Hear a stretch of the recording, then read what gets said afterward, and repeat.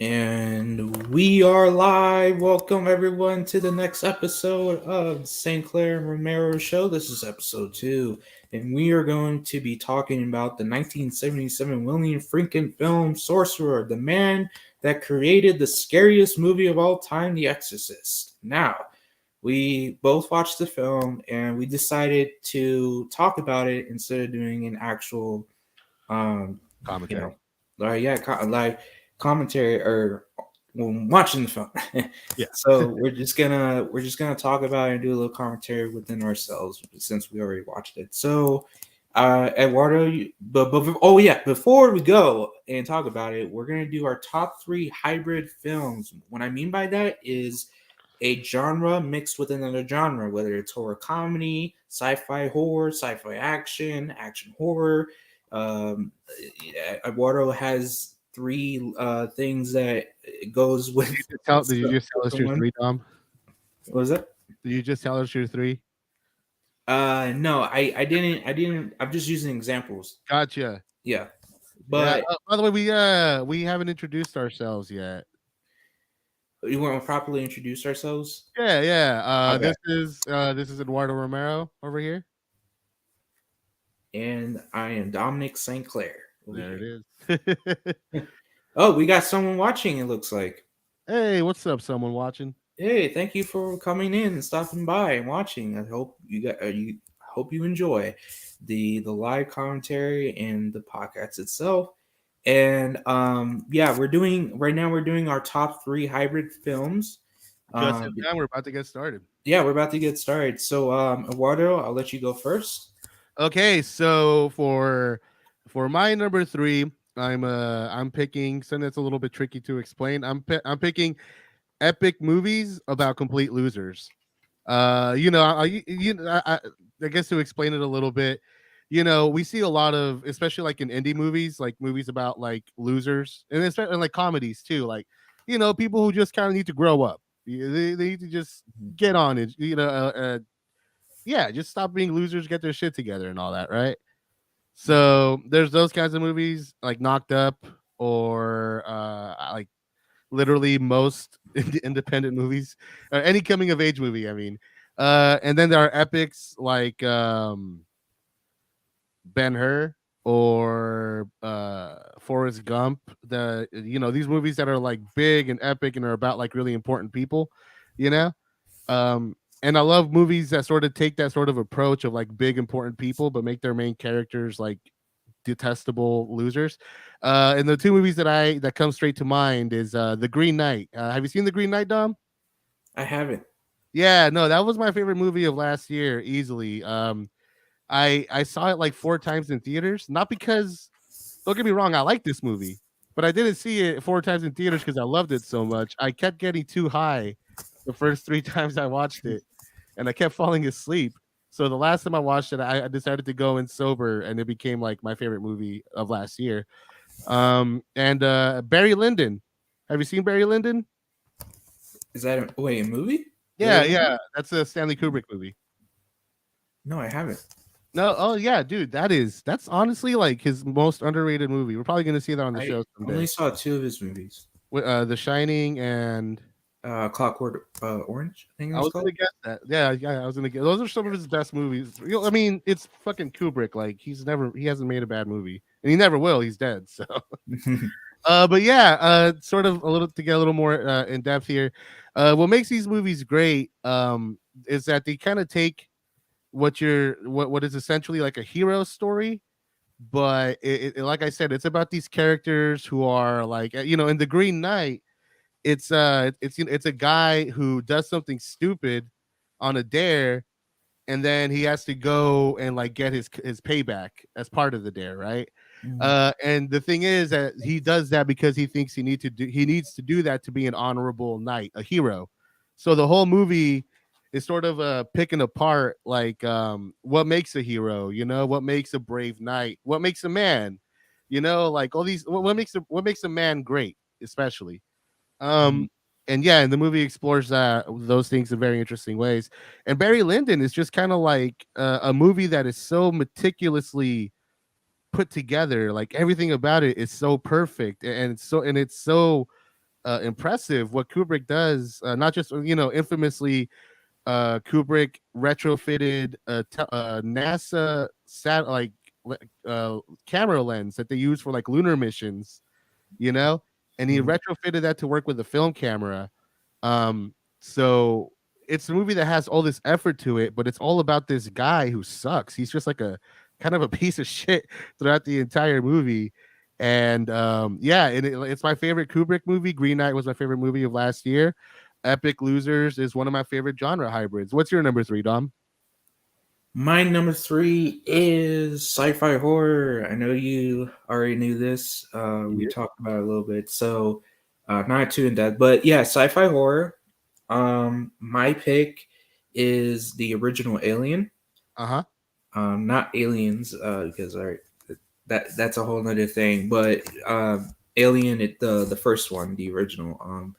That movie I really love because it's so simple and it's just a lot of the horror elements are in there to Yeah. make it a horror film.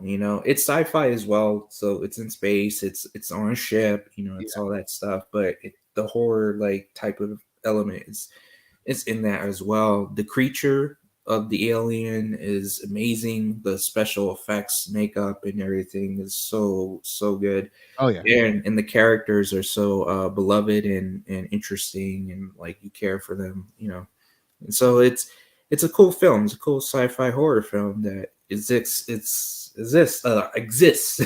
Yeah. on this planet. So Are that's you Mhm. I'm sorry, go ahead. No, I'm just saying that it's a really great classic sci-fi horror film that Definitely. Are exists. you are you how big of a Cameron fan are you? Um, I'm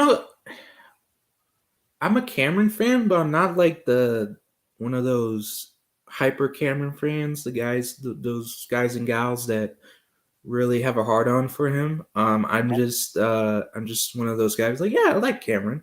Cool guy. It's weird. I feel the same way, but I've never seen a movie from him that I didn't like. It's Mhm. weird. I feel like people who love films as much as we do, we all kind of have the same relationship with James Cameron. I mean, he's made a lot of people's favorite movies, right? Mhm. Aliens, Terminator, Terminator 2, Titanic, The Abyss. I love a lot. I know a lot. It's not that popular. It's Um, I want to say that I want to see that movie because I know that's like probably one of the first CGI effects that yeah, had yeah, come out definitely. in That the late was 80s. yeah, that the technology he used, and that's something that he always does. He pushes technology forward, but that's something that he used the special effects from sort that style into Terminator 2. Mhm. But no, I get you. It's weird how that is with James Cameron, right? Like he is probably one of the greatest filmmakers of all time, but I don't think he's a lot of people's favorites. Mhm. I think a lot of people's favorites are definitely Steven Spielberg, Yeah, and Stanley Kubrick is another one. he's mine. Yeah, Yeah, and but yeah, James Cameron. There are James Cameron fans, and there's people who doesn't like it for some reason. yeah. I've seen Aliens, Terminator 1, 2, Avatar. What's the other one? Like I said, I haven't seen the best, but yeah, Terminator. Yeah, so far, like the films he made are like they never um fail to be uh not Great. good. I would Yeah, say. yeah. He's never Sorry, made a bad movie either. Are you excited for Avatar 2? I heard they're making Avatar 2, 3, and 4. No, they're making I think 5 movies altogether. They're making 5 movies instead. Yeah, but they shot all of them already. They're all shot. They're all in post production right now. Oh my god. Yeah, Yeah. no. They say Well, the first trailer for the second one is coming out with Doctor Strange. hmm. Is it what do you mean by that? The trailer for Avatar 2 Mhm. is playing in front is premiering with Doctor Strange I think like next week, I think. Oh, it's gonna be playing in the theaters. Yeah. Well, I And mean, it's probably gonna hit face YouTube and all that too, yeah, but they but like want you to see it in theaters. if you go to the theater, see Doctor Strange, the new one, Multiverse of Madness or something, Yeah. it's gonna appear on there. Okay. definitely. Interesting. Interesting. All right. What's your number two? My number two is very bleak drama musicals. Musicals are often kind of like seen as this like bright, cheery, happy kind of genre, you know? Mhm. So I like movies that sort of take that and just go the opposite way and make really depressing, bleak, or too real, like uncomfortably real kind of movies. And my two picks is for this one is Once. Have you heard of Once? Once? Yeah, No, I know it's Once Upon a Time, but like I never heard of Once. No. it was a very small indie musical that I think it was filmed in Ireland actually. And it's a great movie. It's a movie about two musicians, a piano player and a guitarist, one who are both brokenhearted. It's sort of like a little love story between these two. Because the guy, he plays guitar, he wants to make it big as a musician, right? And the girl wants to help him, so they get together, they make a band, and they put out this. It's a whole thing, and the music is incredible. And what makes it really special is that it's a musical without like any dance sequences, you know. Mhm. And not only are their songs really fucking well written, but the actors are saying so much with how they play those songs. It's performance through performance, if that makes any sense. It has like a meta layer to it. Yeah, it makes sense. Yeah, it's yeah, it plays like a musical, but it has like its own like type of thing, right? Like, Yeah, yeah. yeah, and it's very down to earth. Actually, both these. Well, I'll explain more in the other one, but Hmm. but it's very handheld. It's very down to earth. It's this really intimate story. Like I said, it is a love story, but it's a love story that doesn't have an ending. It has an atypical ending. That's kind of sad. Let's put it that way. It's a feel good movie that makes you feel really sad at the end, but like not in a way that makes you feel shitty. Like a good sadness. You know what I mean? Like, Hmm. how do I explain it? Like, I don't know, but it's a good fucking movie. Hmm. And the other movie that I want to bring up is Lars von Trier's Dancer in the Dark, starring Bjork. Have you seen any Lars von Trier movies? What is he done, or what is she Uh, done? Sorry, is it? Anti No, it's Okay. a guy. Yeah, Antichrist, Melancholia, Dancer in the Dark, Breaking the Waves. None of these ring a bell to you? No, no. Yeah, well, he's a Danish director. He's or wait, what about the house that Jack built? I heard of that, That's but Lars von yeah. Trier. Okay. Yeah, Lars von Trier is known for making. Oh God, this is such a strong word, but I really can't think of another one to say it. But like his movies emotionally rape you. Like his whole thing is that he is so fucking good. He's such a good fucking director. He can make you feel anything he wants, even if you don't want to feel it. And he's not just like manipulative. Like well, not okay. Like the difference between a good Lars von Trier movie and a bad Lars von Trier movie is that either way, you're gonna feel like shit when you watch his movies, right? You're gonna feel horrible about everything, but while you're watching it, and probably for a few days after, you know. But the good Lars von Trier movies do that, and they make you think about stuff. When you feel something you don't want to feel, it's because you're thinking about things you don't want to think about. But you probably should. And Dancer in the Dark is definitely one of his better movies.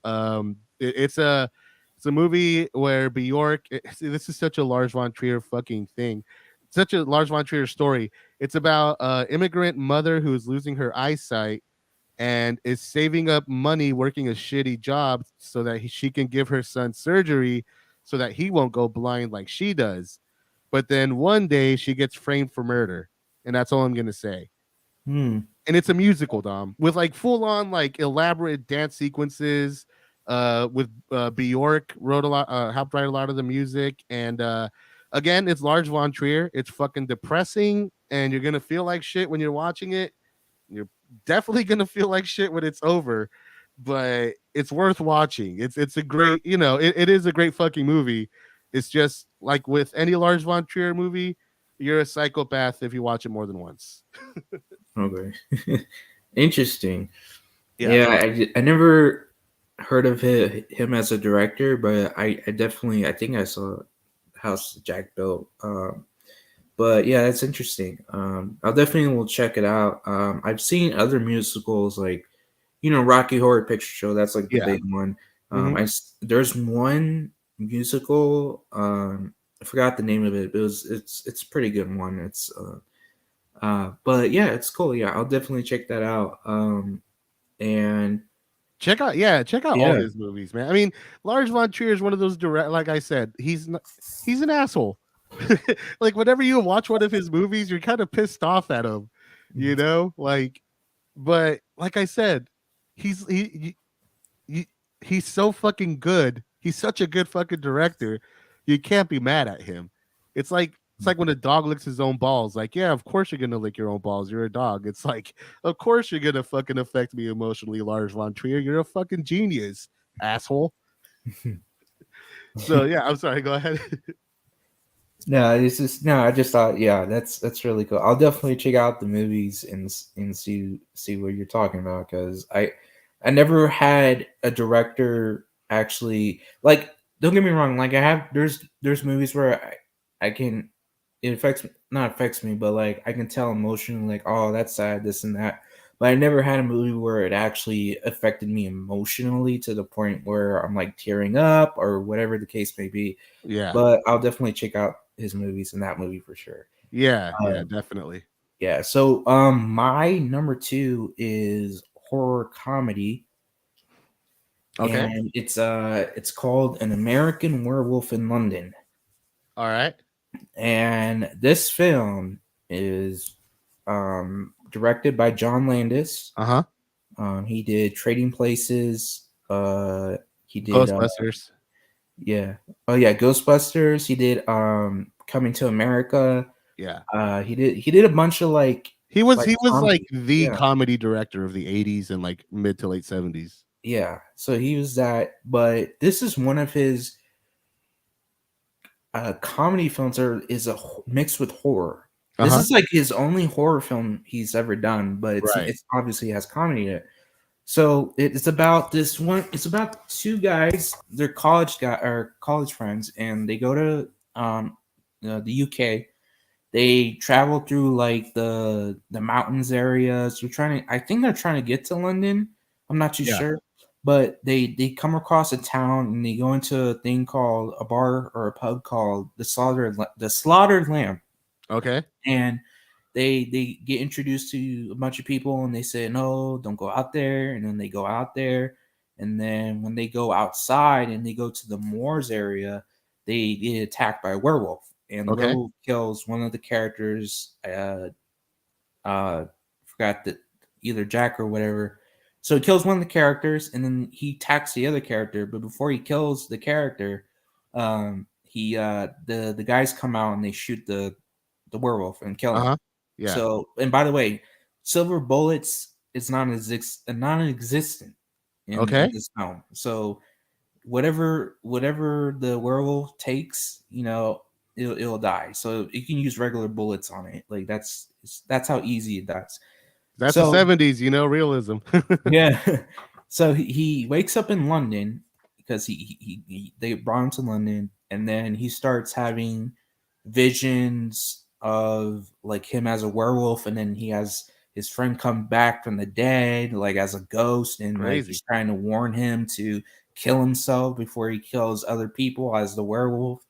And so That doesn't sound very funny. no, no, but like what's funny is the funny parts are like when he comes when his dead friend comes back, Yeah. and his friend is like doing these things like he's making these one-liners and these cracking jokes, and then he acts funny like in a way Yeah. where it's like you laugh at it, and those scenes like happen, and those are the ones where like, oh yeah, that's pretty funny. And then in some instances in the scenes, like it just turned they're just funny jokes or comments or whatever. happens, it has the comedy element to it, but then the horror stuff kicks in when he becomes the werewolf and then he Yeah. attacks people and stuff. And oh yeah, the it's brutal. The just Oh, him, the transformation effects. yeah, Oh, those are fucking famous, man. yeah, Those are fucking famous. Yeah, everybody knows the transformation effects. yeah, and that one was probably the best, one of the best transformation scenes as a werewolf, Yeah, in the movie, because it's all practical, it's all like makeup, it's no CGI. There's no it, CGI, it's and this is at craft. a time where there's no CGI Yeah, in a movie. I feel like that's Uh, gonna come up a bit in this episode. and but yeah, he's the whole premise is that he has to kill himself before he kills others when the moon comes up Yeah, in London. So that um sounds like a hell of a premise, man. yeah, but it's a good movie. I like it. It's brutal, it's funny, and it's pretty sad actually. It's sad, like, Damn, bro, monster brutal, story. sad, funny. That sounds like a fucking movie, man. That Yeah. sounds like a whole ass movie. Yeah, it's one of those like, what I mean by sad, it's like, how like there's like when you watch a monster movie, you feel bad for the monster because the Yeah, monster's tragic. not doing it, Yeah, the because tragic aspect of it. yeah, the tragic monster, yeah. But yeah, that's the movie. If you haven't checked it out, check it out. I think you'll love it. John Landis, of course, directed it. He wrote it too. It was shot in London. They used their currency for the budget, which is insane. Yeah. And yeah, it's that's my number two. Have And you mhm. Oh have you yeah, seen? Oh, I'm sorry. Go ahead. no, I would say, go ahead. Have Have you? Oh shit. Sorry. Have you seen Tucker and Dale versus Evil? Oh, it's the two redneck Yeah, the guys, two and redneck guys and the and then teens in the woods. they kill themselves, like they keep killing themselves. So yeah, so okay, so my partner Lindsay, she, she's dating me, so she's getting an edgy. She's going to film school, Oh, okay. basically. Me You too. I'm know, going to film yeah. school No, no, too. no. I mean, like because Yeah. she's my partner. We she's like has to like sit and watch all these movies with me, which is kind of like the movies you'd see in film school, is what I'm trying to say.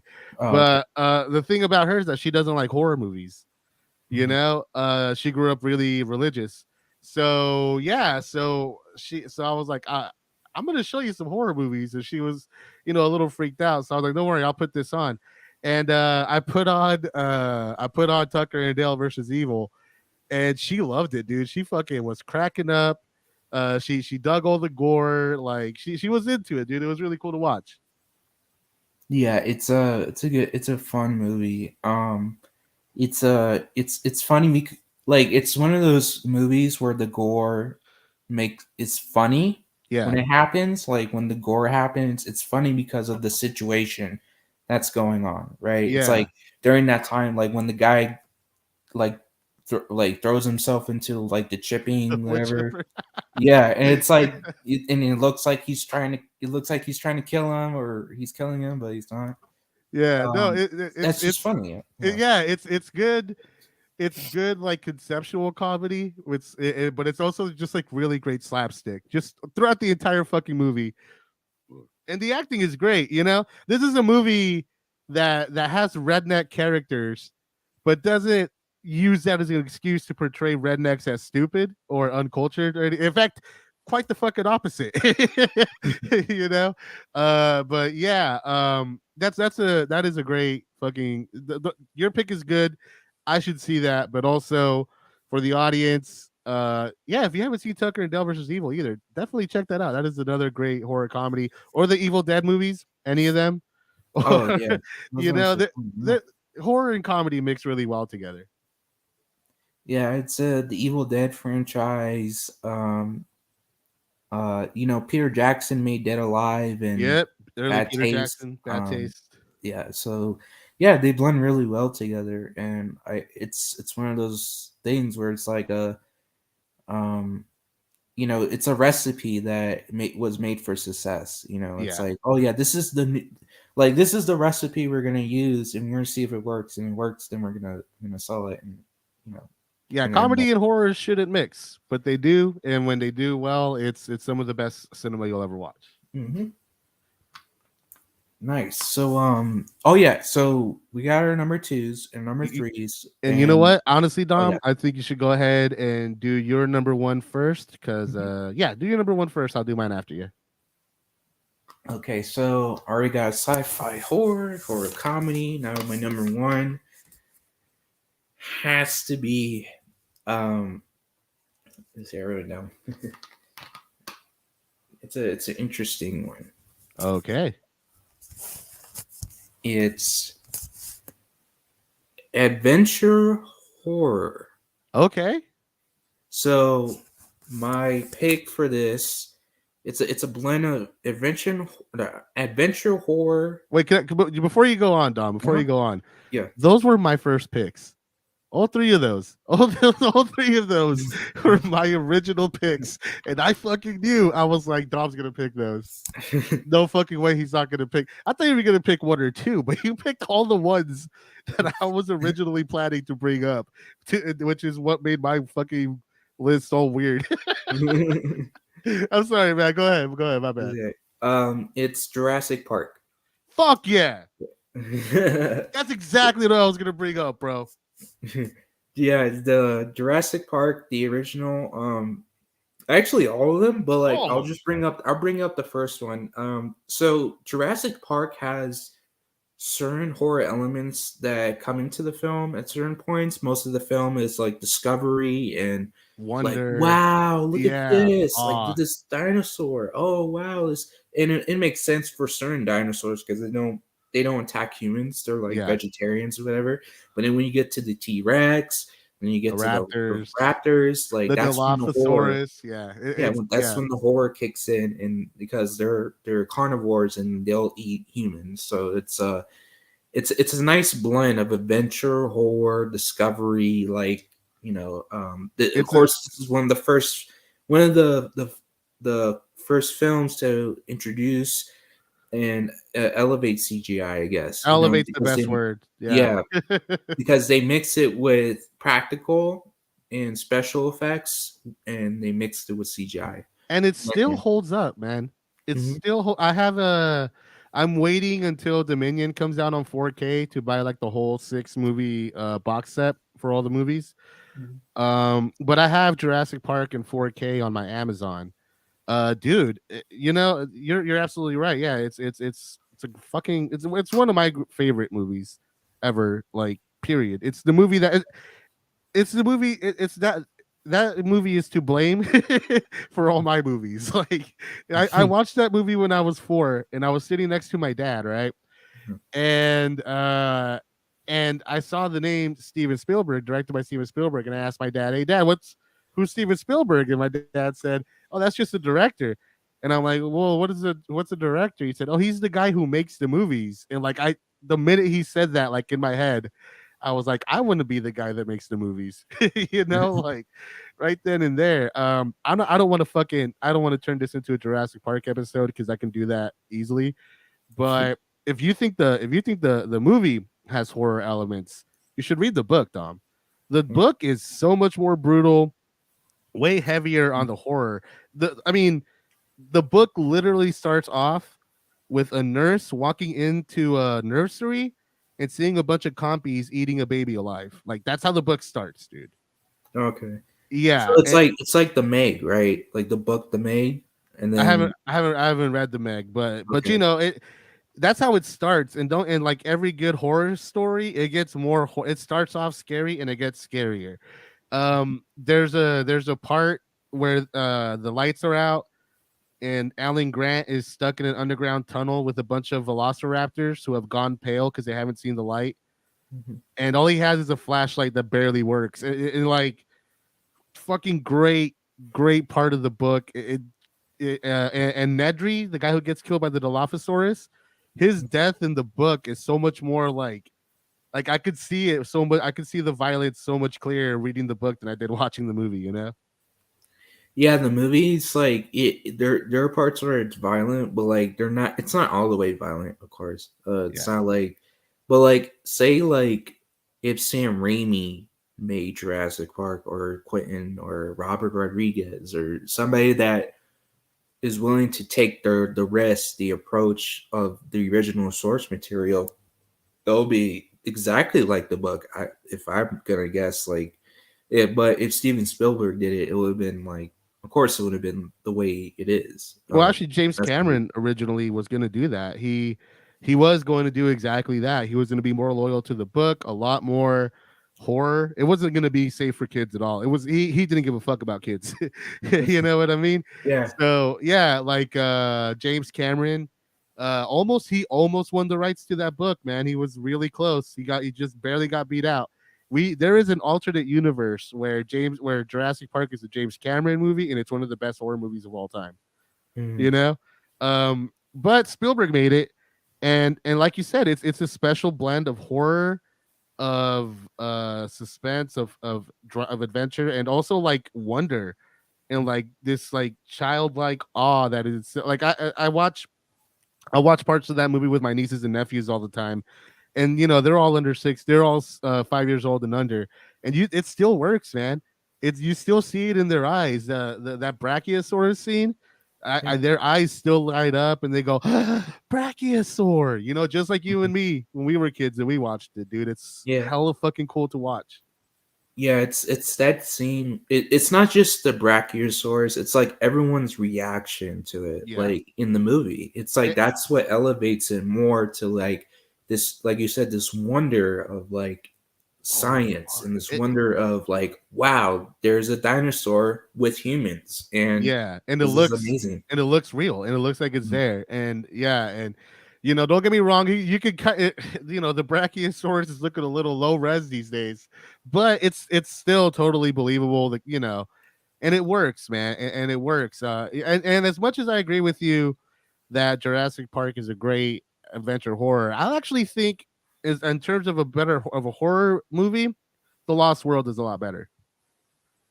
Yeah, the Lost World, because it does like have a lot of like chase sequences and like that, and like there's a lot of like The sequences where it's like the the raptors like, in the tall grass sequence, yeah, yeah. the tall grass scene, the T-Rex, two T-Rexes, I think they're going trampling people because they're Yeah. running away from it, and like Mhm. people are getting squashed. And yeah, there's a lot of horror. The two T-Rexes when they kill that guy in the Yeah, truck, break him and like a like, fucking wishbone.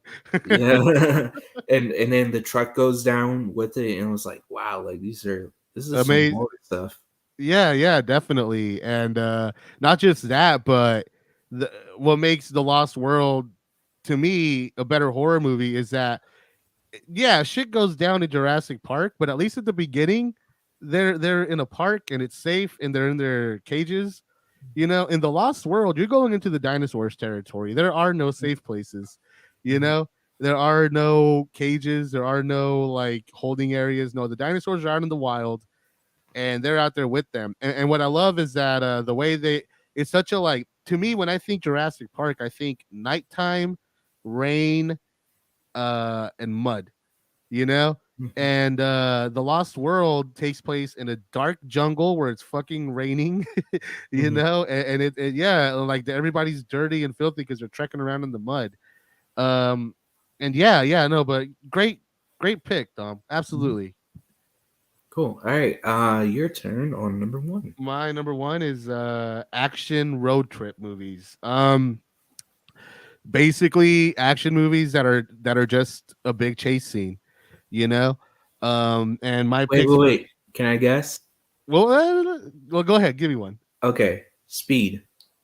Ah, I should have put that on there. That is a great fucking pick, man. Speed is definitely a pick. You want to talk about it a little bit? Yeah, just a little bit, and then we'll get to yours real Uh quick. huh. Okay, so Speed is like that's a good example because like of course the movie doesn't start off like in a speed chase like it like the whole movie is, but like when it gets to the point where we get to the bus and the chase starts, then it's a nonstop like Yeah. Well, I Chasing. mean, literally, it's not stop. They can't.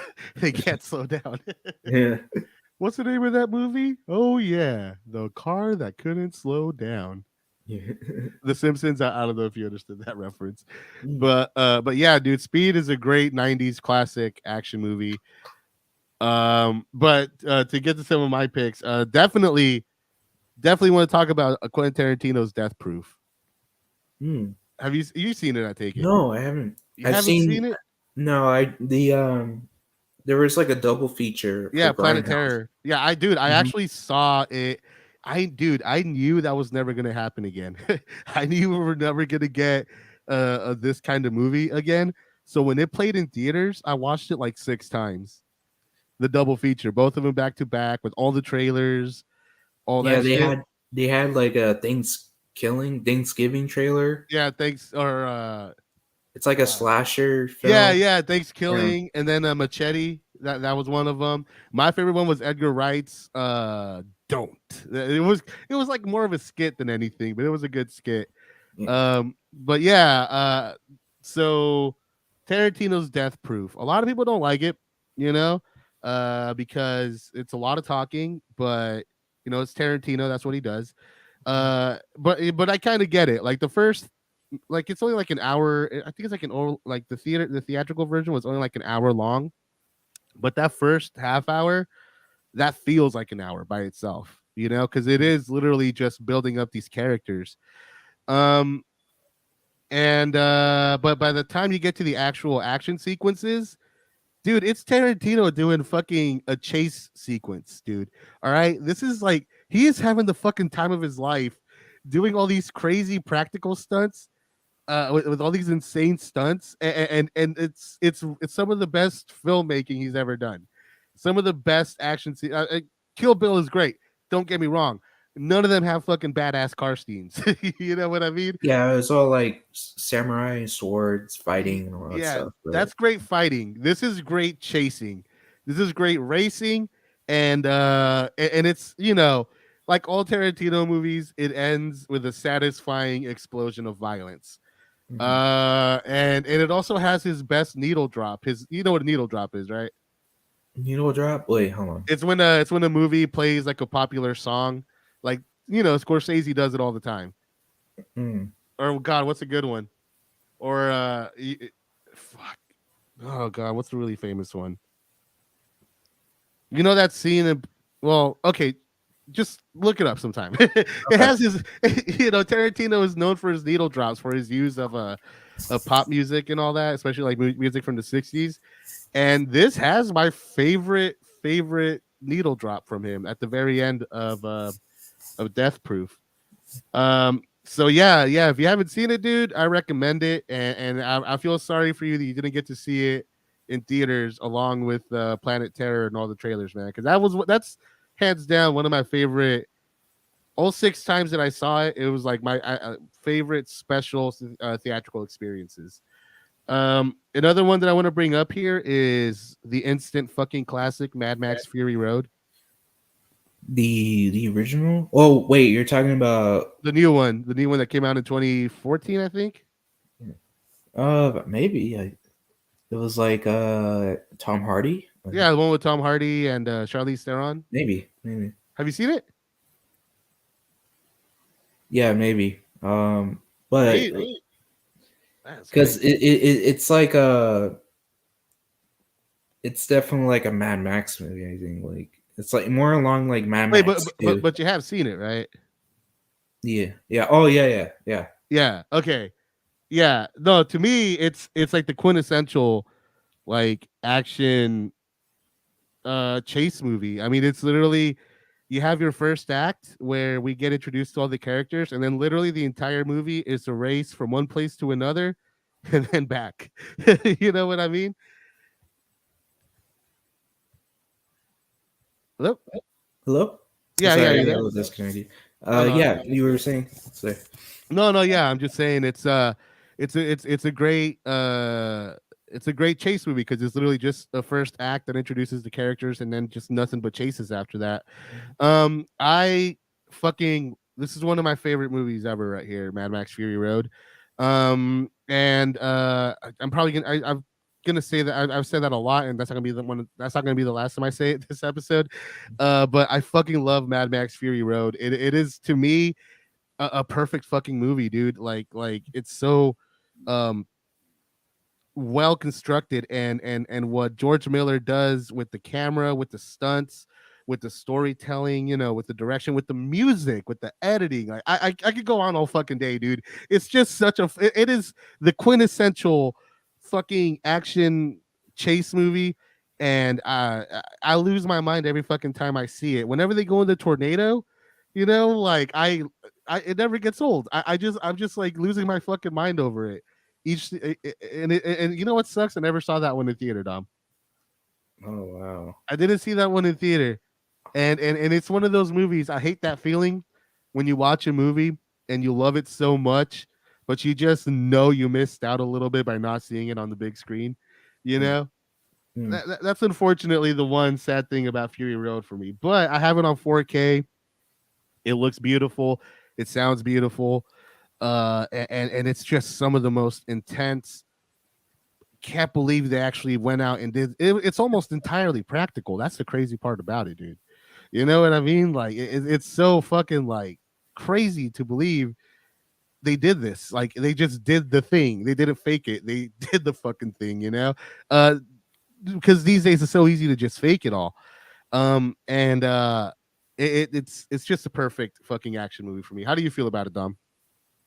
Yeah, it's probably one of the greatest because the other movies, the other Mad Max movies, Yeah, the original was not like was it post apocalyptic? yeah, It wasn't. It was like future. It was futuristic, but it had a lot of like it was just filled with criminals, but when the pop the lifted start sorry pop the lifted when yeah, it started, it was like Mad Max 2. Like yeah, that's when it started, and then that's what made Mad Max.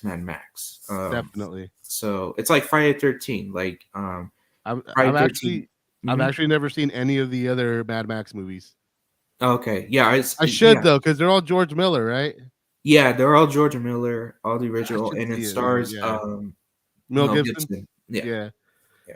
Diana It's Ross and shit too, and the third one, yeah, from what I hear. yeah. That one's okay. It's just cool. Yeah, I don't know, man. To me, it's gonna be hard. It's hard for any movie to beat Fury Road, period. Because I do think it's just perfect. It's a fucking miracle of a movie, Dom. You know what I Yeah, mean? It's a yeah. movie that it's a miracle that it even got made. That people put all the money that they put into it, that they were able to pull it off. Like I'm just glad that it exists, that these things are still possible, and that it's just so fucking perfect. You know what's another a good fucking miracle movie? Just like real quick tangent. Blade Runner 2049. I haven't seen that. Yeah, it's way better. This is gonna piss a lot of people off. I don't care. It's so much better than the original Blade Runner, dude. Do you like the original Blade Runner? Yeah, I like it. I don't. It's good sci-fi. It's not one of my favorites. It's definitely slow pace. Slow as fuck. That's the Yeah. worst part. And I like me a good slow movie, Dom. I really do. But I hate redundancy in basically in anything. But but the first Blade Runner is a redundant fucking movie. Mm, That's his biggest problem, is that it tells you the same thing over and over before it tells you anything new. And I don't the Blade Runner 2049 does not have that problem. Denis Villeneuve has a much tighter control of the story than Ridley Scott did in the original. And I mean, I hate to say it, man. He does a better job with the special effects. Sure, it's a modern era and that helps a lot, mm. but how he expands the vision of the first movie is really fascinating. Yeah. It's he. I have like some people say it's in the same universe as Aliens and stuff like Yeah, that. yeah. Some And people, I wouldn't be surprised if there's a Wayland Yutani uh logo somewhere in 2049. I just haven't found it. yeah, because like especially in the original, like they were like cybernetic, like they were not cyborgs, they were just like synthetic. Yeah. Like, and I think that's what's gonna connect. If they ever do a connection and they explain it, then Oh yeah, no, that's how that's gonna connect. no, Because you got it right on the nose, man. You got it right on the fucking nose. The sequel is all about taking the first movie's basic theme of, you know, what makes us human and exploring that through machine life. It takes that and it just kind of fucking blows it up. It's just it does it's I don't want to say anything, but it's what the whole movie is about. Is 2049, the whole movie is about that, but because Blade Runner, the first one, kind of just brought up the idea, the sequel is able to just kind of expand on it and really say a way more than the first one did about that idea. yeah, it's like that went under the radar. Like I It don't think, did. That was a bomb, unfortunately. yeah, and they brought what's his name, Harrison Ford. Harrison Ford, yeah. You know what's great about Harrison Ford? Mhm. He does not do fucking wardrobe, man. That guy, that guy looks like he got out of bed and just showed up on set. He didn't even bother brushing his teeth. but but it actually works for the character. Yeah. And I have one more pick. I know I've said a lot, but I have one more. Dom, are you ready for this one? Yeah. Sorcerer, motherfucker. Sorcerer. All right, wait. Okay, before we do that, let's take a quick like 5 minute break. Okay. I'll be back at 8:01. All right, 801. Okay, be right back.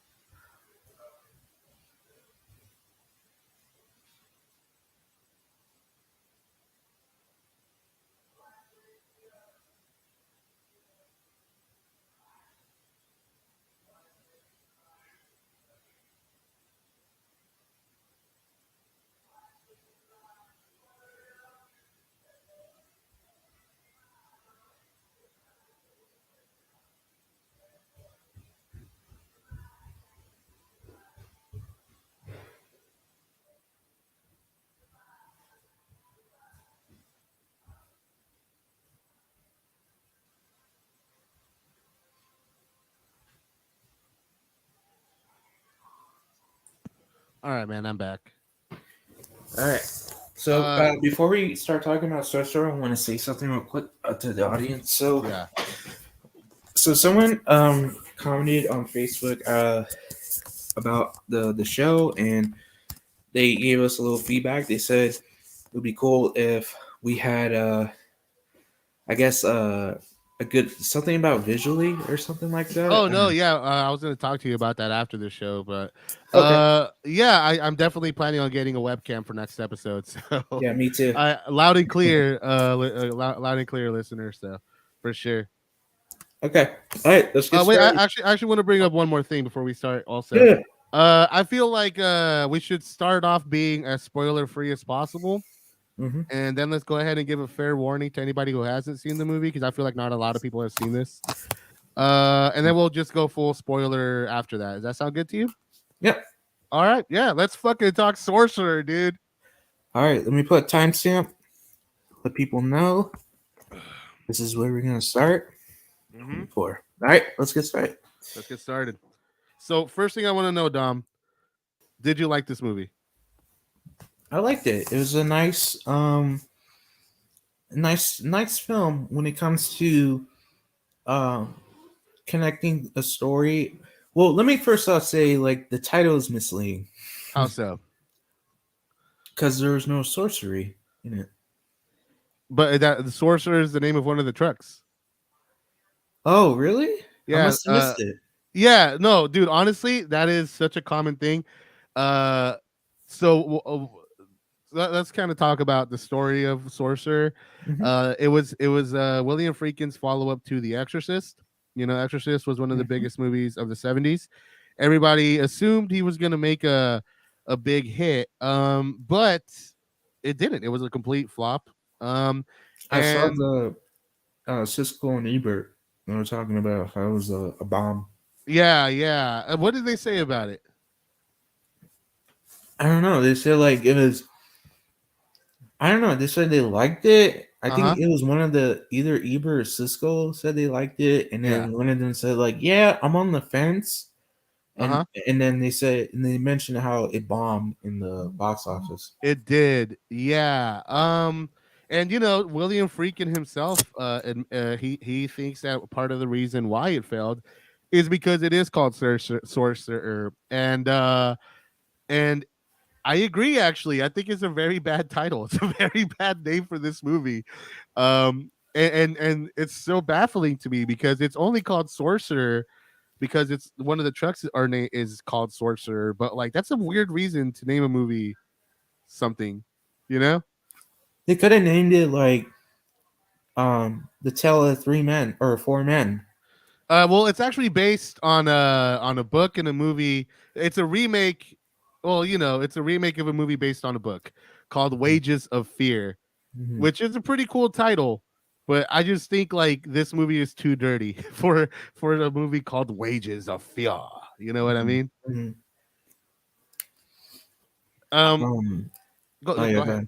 Oh, no, I was gonna say that in the beginning, I was like, because I thought, okay, Well, I thought yeah, there's gonna be sorcery in it. So in the beginning of the film, we get introduced to all the four characters, right? yeah, And I was like, wait. At first, like the guy shot the guy, uh huh, and I thought that in the next scene they blow up something in Jerusalem, and I thought it was like a hit thing uh huh. going on. Like at first, I thought it was like an ongoing hit in different countries. So how long did into the movie did you expect magic to happen? Um, when they were on the road, when they So were around that time, you understood it's not going to be. Are you disappointed by that? no, I'm not disappointed. I enjoyed the movie, Uh even huh. though like there was no sorcery in it.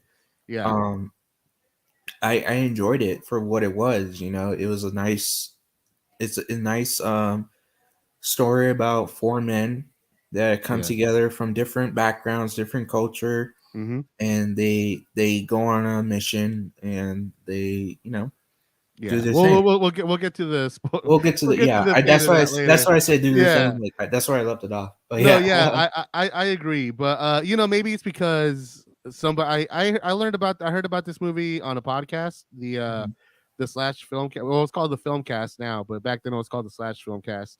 But yeah, you know, I heard about it from them, and they said the same thing. They said, you know, they thought it was going to be some sort of magic thing. Maybe I should have told you it wasn't going to do that, but you know, oh, you yeah, said but that. You said that like I should go into it blind. So I was like, okay. yeah, you're right. Yeah, well, I should have at least said that. But yeah, a lot of people on that podcast, or Devendra, the guy who talked about it, said the same thing. He thought it was going to be a little more magic in it, but yeah, I was aware that it was going to be essentially an action movie, Mhm. and I fucking loved it, man. I fucking loved it from like in the first minute we have an action scene, you know. Like Mhm. let's break this down, dude. Like let's break down the first act of this movie, right? Because one thing that I noticed is that okay, so the first two characters we are introduced to are the characters that we learn the least about throughout the entire movie, right? The Mhm. first character is an assassin. We in 1 minute we see him kill someone, walk away scot free. It's like 3 shots. It's the quickest character introduction to a main character I've ever seen, right? Yeah. And then we cut to Jerusalem, where we catch up with. I think he is only known as Martinez. We never get to know his original name. Mhm. So we're introduced to Martinez, who was a terrorist. He blows up I think just like an apartment building or something like that. Yeah, it blows up a building. Yeah. Yeah, he blows up a building with a bunch of people, kills a bunch of innocent people. Um, and then he goes on the run. And then we cut to our first long sequence of the movie. Well, actually, before we do that, let's back up a little bit, man. Mhm. The How did you feel about how this movie starts? Just the first 2 scenes. Well, the movie starts like it starts off like, well, first the title pops up, Yeah, title card, before we get to a scene. And then we get to a scene, and it's just the quickest, like you said, the quickest character introduction. It's like guy turns around, looks at the door opens, and then assassin kills him, and then walks walks away, away. go in an elevator, and then Hmm. we cut to somewhere else, and it's like, okay. Yeah, yeah, And then we get to the guy from Jerusalem. He blows something up, and at first I thought, oh, maybe this is a series of hits that's yeah. gonna happen, right? Uh huh. But then when we get to the French guy, I thought it was another hit that's gonna happen, but it didn't happen. It was literally showing his introduction to the character, like where he comes Yeah. from and what he does, and how he ends up like on the run, I guess. And Right. so I was like, oh wait, that's weird. Okay, Yeah. that's okay. Yeah, And then we watch and Stranger. it, right. And if you notice, okay, so what I love about the first act of this movie, right, is that it completely throws you off center as a viewer. You Mhm. know, as you know, we're experienced film watchers.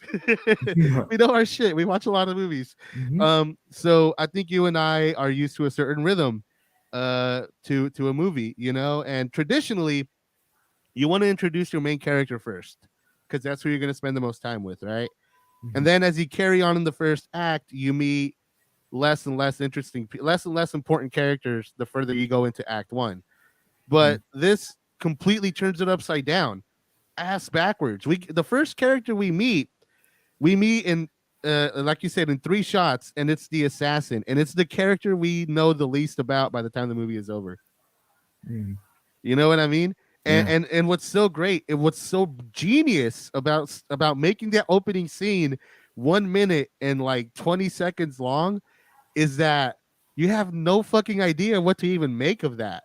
Like, here's this character who you don't even see until for like another 40 minutes, by the way. You don't even Yeah. see this character for like a good 40 minutes after his initial scene, right? Mhm. So the first time I watched it, here was my experience, right? The first scene we meet this guy who's an assassin, and then he disappears. And then the second scene we jump into Jerusalem, and I'm like, wait, like you, how are these two things connected, right? Yeah. And what I love is that if you watch we go from that first scene, which is this very tight, controlled violence. He walks in, shoots him. It's all done through like tripod locked off shots, right? Right. Then we get to Jerusalem and we start off in a wide shot, distant. We don't even know who the main character is until he comes into the center of the frame, right? And then we see him and a bunch of friends, and they sit down on a stoop. Their bus comes, they walk away. You think, okay, weird. We go from like somebody gets killed to like 3 homeboys having a chill day, right? Mhm. And then the explosion happens. And I remember like the first time I saw the movie, the explosion just completely threw me off guard. I was like, what the fuck? You know what? that before the explosion happens, I Yeah. noticed that they left the bag there, right? Mhm. And I thought that he accidentally left it there. I thought That's what I he thought too. Yeah. yeah, and then all of a sudden just something explodes, and it's Yeah. like it's the bag that explodes, and right next to that building. And you know what's really and you know what's really awesome about that scene? The Mhm. handheld camera, the handheld shots. And by the way, if you notice, the only time the movie has I've seen this movie like 4 times, by the way, so I'm familiar with it. But if you notice, there is no handheld scene throughout the movie except for this one sequence, right? And what's so great about the handheld scene is that it's not steady. Like every like time we cut, every time we cut to like a handheld shot, we're moving all over the place. It's all chaotic, and then the camera settles to where it wants to be, you know. Mhm. um and it's such a brilliant way to start. Again, it's brilliant to start this off because it completely as disarms the audience. Us as the audience are so fucking lost at this point in the movie, right, that Mhm. we don't even know what to fucking expect. We don't even know what's, you know what I mean? Like anything can fucking happen at this point. So, like you said, we have these two sequences, and then we cut to the French guy. And I forget what he's called in France, but throughout the rest of the movie, he's called Serrano, you Yeah. know? And then we meet Scanlon, who becomes Dominguez. You know Mhm. what I mean? And those are the two main characters. But we don't meet them until we meet the guys who don't matter. And then the movie starts proper. It's brilliant, dude. It's Yeah. fucking perfect. That's what I call direction, Dom. That's what I call fucking filmmaking. They're using the rules of cinema against us. It's I love that. I think yeah, it's like they bend the rules of filmmaking and they turn something like from the beginning, right? They turned Yeah. something in the opening which should have been a normal opening, and they decided to flip it on us and confuse us a little bit, and then Mm-hmm. they throw us back on track, and it's like, okay, here's Here's the the real movie. story of what's going Yeah. on, And also, like, what I love is that it's four well, three action sequences and like a drama, right? You got the Yeah. assassin, you got the explosion. When we cut to the French guy, nothing too crazy happens. We meet his wife, they're in love, he's in trouble with his company, and Mhm. partner kills himself and he has to run I away didn't because expect him to blow his brains out. I didn't expect that either at all. I actually had to rewind it a few times to understand what was going on the first time I saw it. Um, but then when the movie starts to settle, we cut to New Jersey and we meet Scanlon. What did you think of that part? It was a cool scene. Um, when you get introduced to him and he comes in, I thought he was just, regular dude visiting a funeral. Uh huh. But it was like a wedding. And the bride had a black eye. Did you notice that? Yeah, I noticed that. What do And you so what did like? I'm sorry. What did you make of that the first time you saw it? What did that say to you when you saw the bride with the black eye? I thought it was connected to the guys in the underground Uh huh. when they were stealing the money. Yeah. I thought that the husband of the wife Yeah. is related to those people, Uh huh. and that's why she has a black eye, because he's in the life, I guess. I never put that together. That's a really good observation. Yeah, and then when they start robbing the place, I thought then I thought he was a cop, Uh huh. and they were cops. Yeah. But then they steal the money, and then they run away, and then they start talking in Irish, and they're like this and that, and then they're like, oh, we're gonna do the money, and then I was like, oh, okay, they're criminals. Uh huh. They're robbing the place, and they robbed the place. And so I was trying to figure out what Yeah. what what type of characters they were, and what they were doing, And did you notice like the big setup that was going on the whole time? on the setup when they were on the road. Yeah. Who was driving? Rob Schneider. Scanlon, Dominguez. Yeah. Well, I don't want to. maybe that's getting a little too spoilery, but like that completely set up that character perfectly, you Hmm. know? Um, even to the point that it foreshadows the ending. I don't want to say too much because it's like kind of like a spoiler, Hmm. but like he gets in it. Okay, let's just say that his sequence kind of tells you what the entire rest of the movie is going to be, you know? Hmm. Yeah. Um, because like you said, there is that part where they're speaking in very heavy Irish accents. And one thing that I really like about this movie is that not everything is subtitled. Not all the French is subtitled, not all the Spanish is subtitled. The movie is more than comfortable letting the audience kind of like be left out on everything that's going on. Hmm. And yeah, and I think that's that's just another way that the director is using our expectations. When you're watching a movie and you see somebody speaking a foreign language, you expect there to be subtitles Hmm. so you can understand what they're saying. But what William Friedkin is doing by saying no, fuck you, you don't get subtitles, is that we're not allowed to feel safe. We're not allowed to have a comforting. We're not allowed to understand the people around us. We Because feel just I think that the reason why, yeah, like you said, is not to be safe because we don't know what they're talking about. So exactly, the next thing, like, what are they saying? What are they planning? exactly, What's their plan? hmm And we're left like, oh no, like what's going on here? Like, right, oh my god, like what? Like it's just like a real life. right, Like how like people don't know what people are talking about because they're in a different language. So they're exactly, thinking like, are they talking about me? Are they talking about somebody else? Like, what are they saying? Like, I can right. understand, but yeah, like you And, said, they want to be unsafe. yeah, and what's really great too is that like to me when I saw the bride with the black eye, I was like, we're living in this movie takes place in a very ugly world, Hmm. where nothing is allowed to be beautiful, where nothing is allowed to be without dirt, without pain.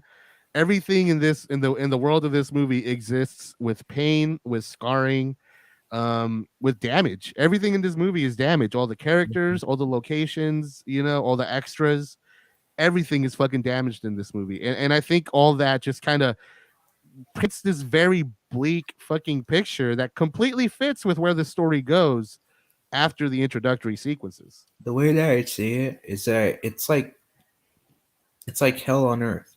Definitely, It's yes. like hell has landed on earth, Homeboy, and this is what I hell is. literally, I wish I could show. I wish I could hold this up, my notebook up to the camera or something, because it says right there, "Hell on Earth." I wrote this shit down.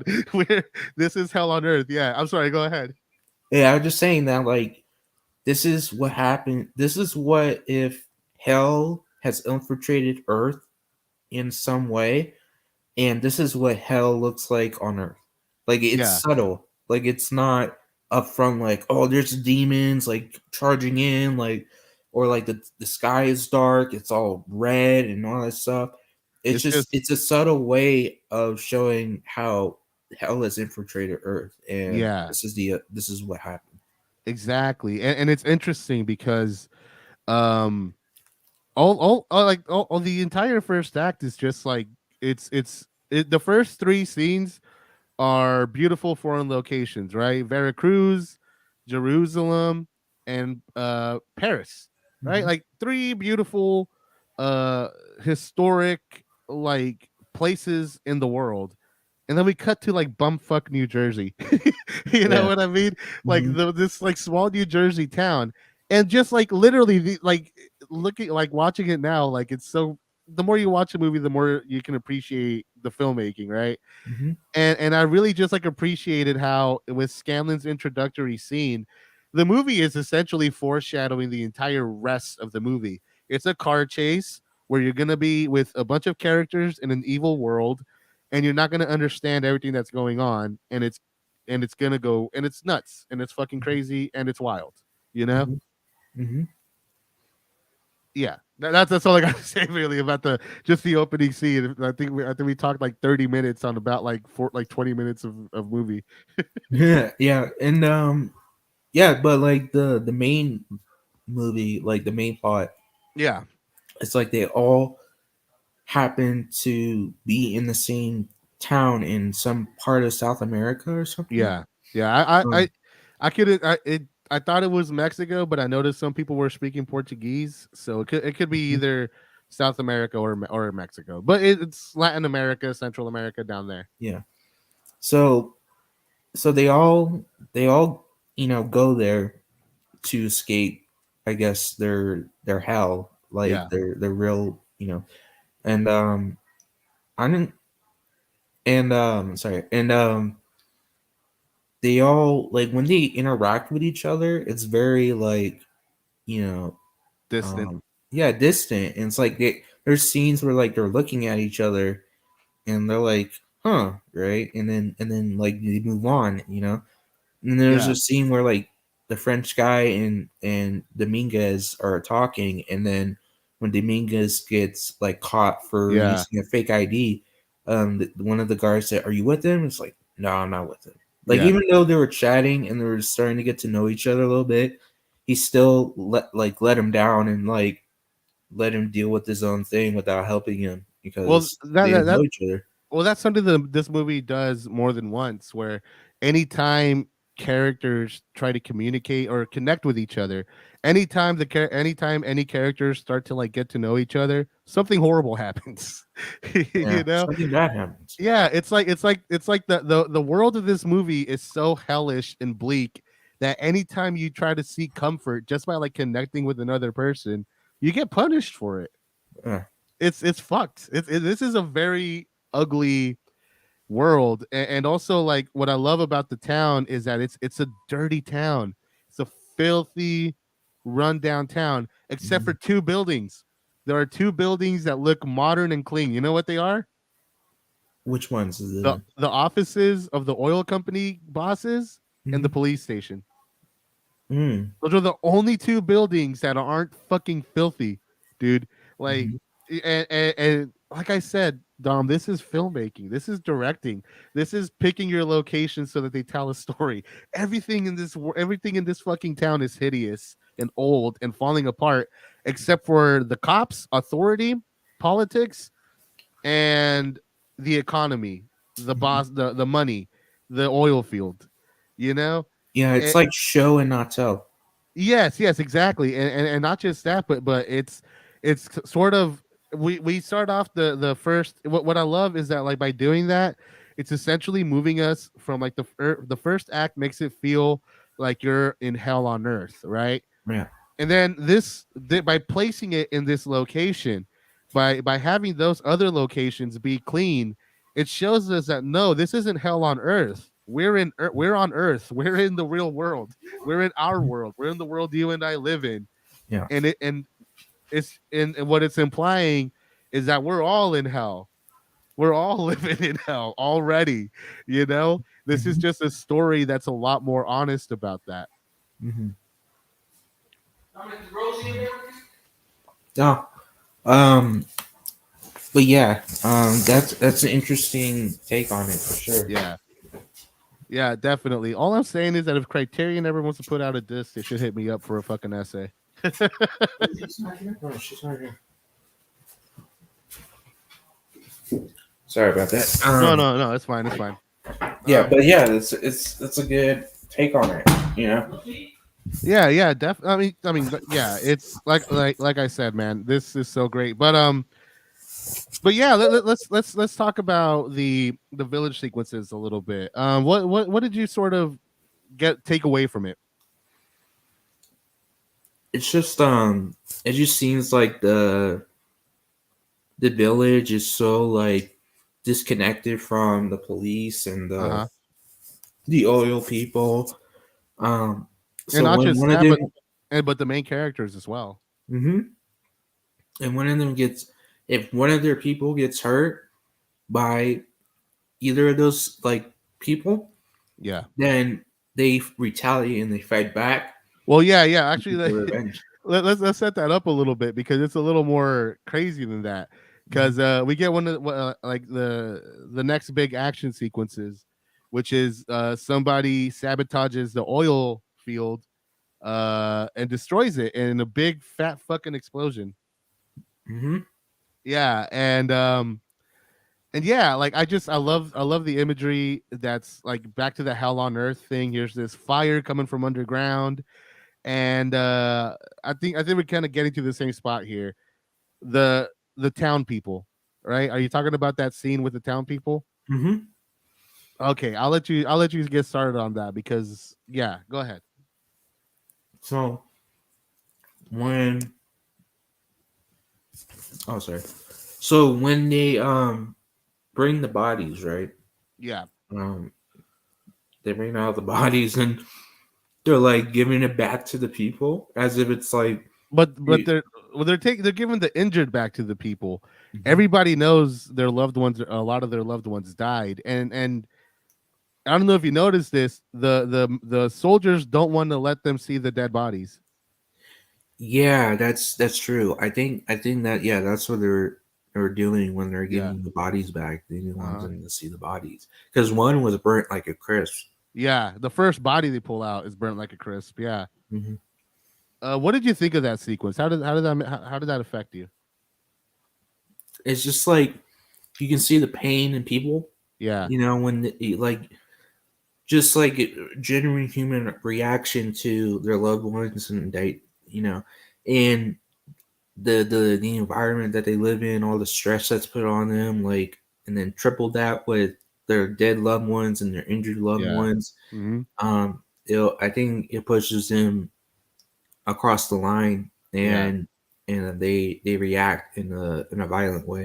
I think Yeah. that's like normal human behavior in some sort of like in some sort of like condition that you're in, in the area that you're living in. Yeah. Yeah, no, I agree, man. Like that part of the movie is like the most emotional part, you know? Hmm. Because yeah, it's so human. It's such a human um experience because you see all these people. And by the way, let's it's so crazy. This entire town, all the extras in this fucking scene are fucking brilliant actors. Dude, like I it feels so real when you watch it. Like I don't know what William Friedkin did to direct these people. I don't know what he told He them. probably slapped all of them, he had burned he, them. he had pictures of all their dead relatives and just like had them behind the fucking camera, dude. I don't know, Yeah. I don't know what he did, but he really got amazing performances from every single person in that crowd because like the way that scene unfolds, it's so great. It starts off chaotic, all this like there's all this noise, everybody's running after this truck, and then it gets really quiet. It gets really quiet once they start to like unload the bodies, and then like when they start unloading them, it's still really quiet, and you hear some voices start crying, and then some more people start crying, and then people start getting angry and they take the guns, and then oh my god, just when you think shit couldn't get any crazier, here comes the motherfucker on the horses, and then all Mhm. of a sudden you're like, oh well, these town people are fucked. No, the guys and the horses are here. No, the town people, they fucking fight back, dude.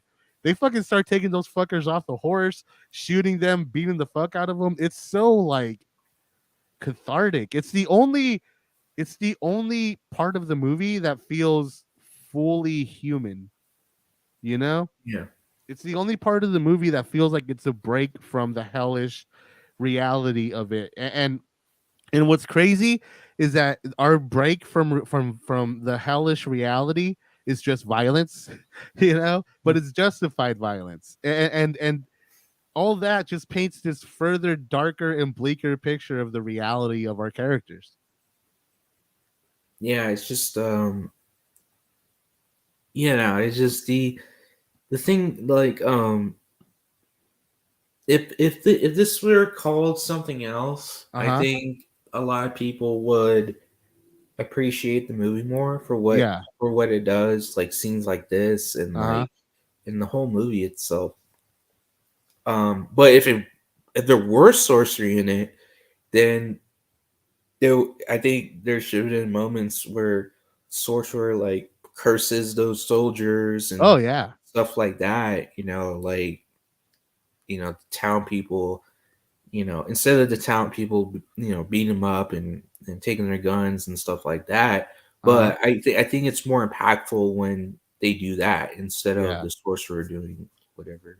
If there No, was a yeah. sorcerer, In a weird way, now that I think about it, Dom, now that I think about it, I think I think the point of calling it sorcerer is so that we wish there was a magician or a wizard that came into this movie and made everything better.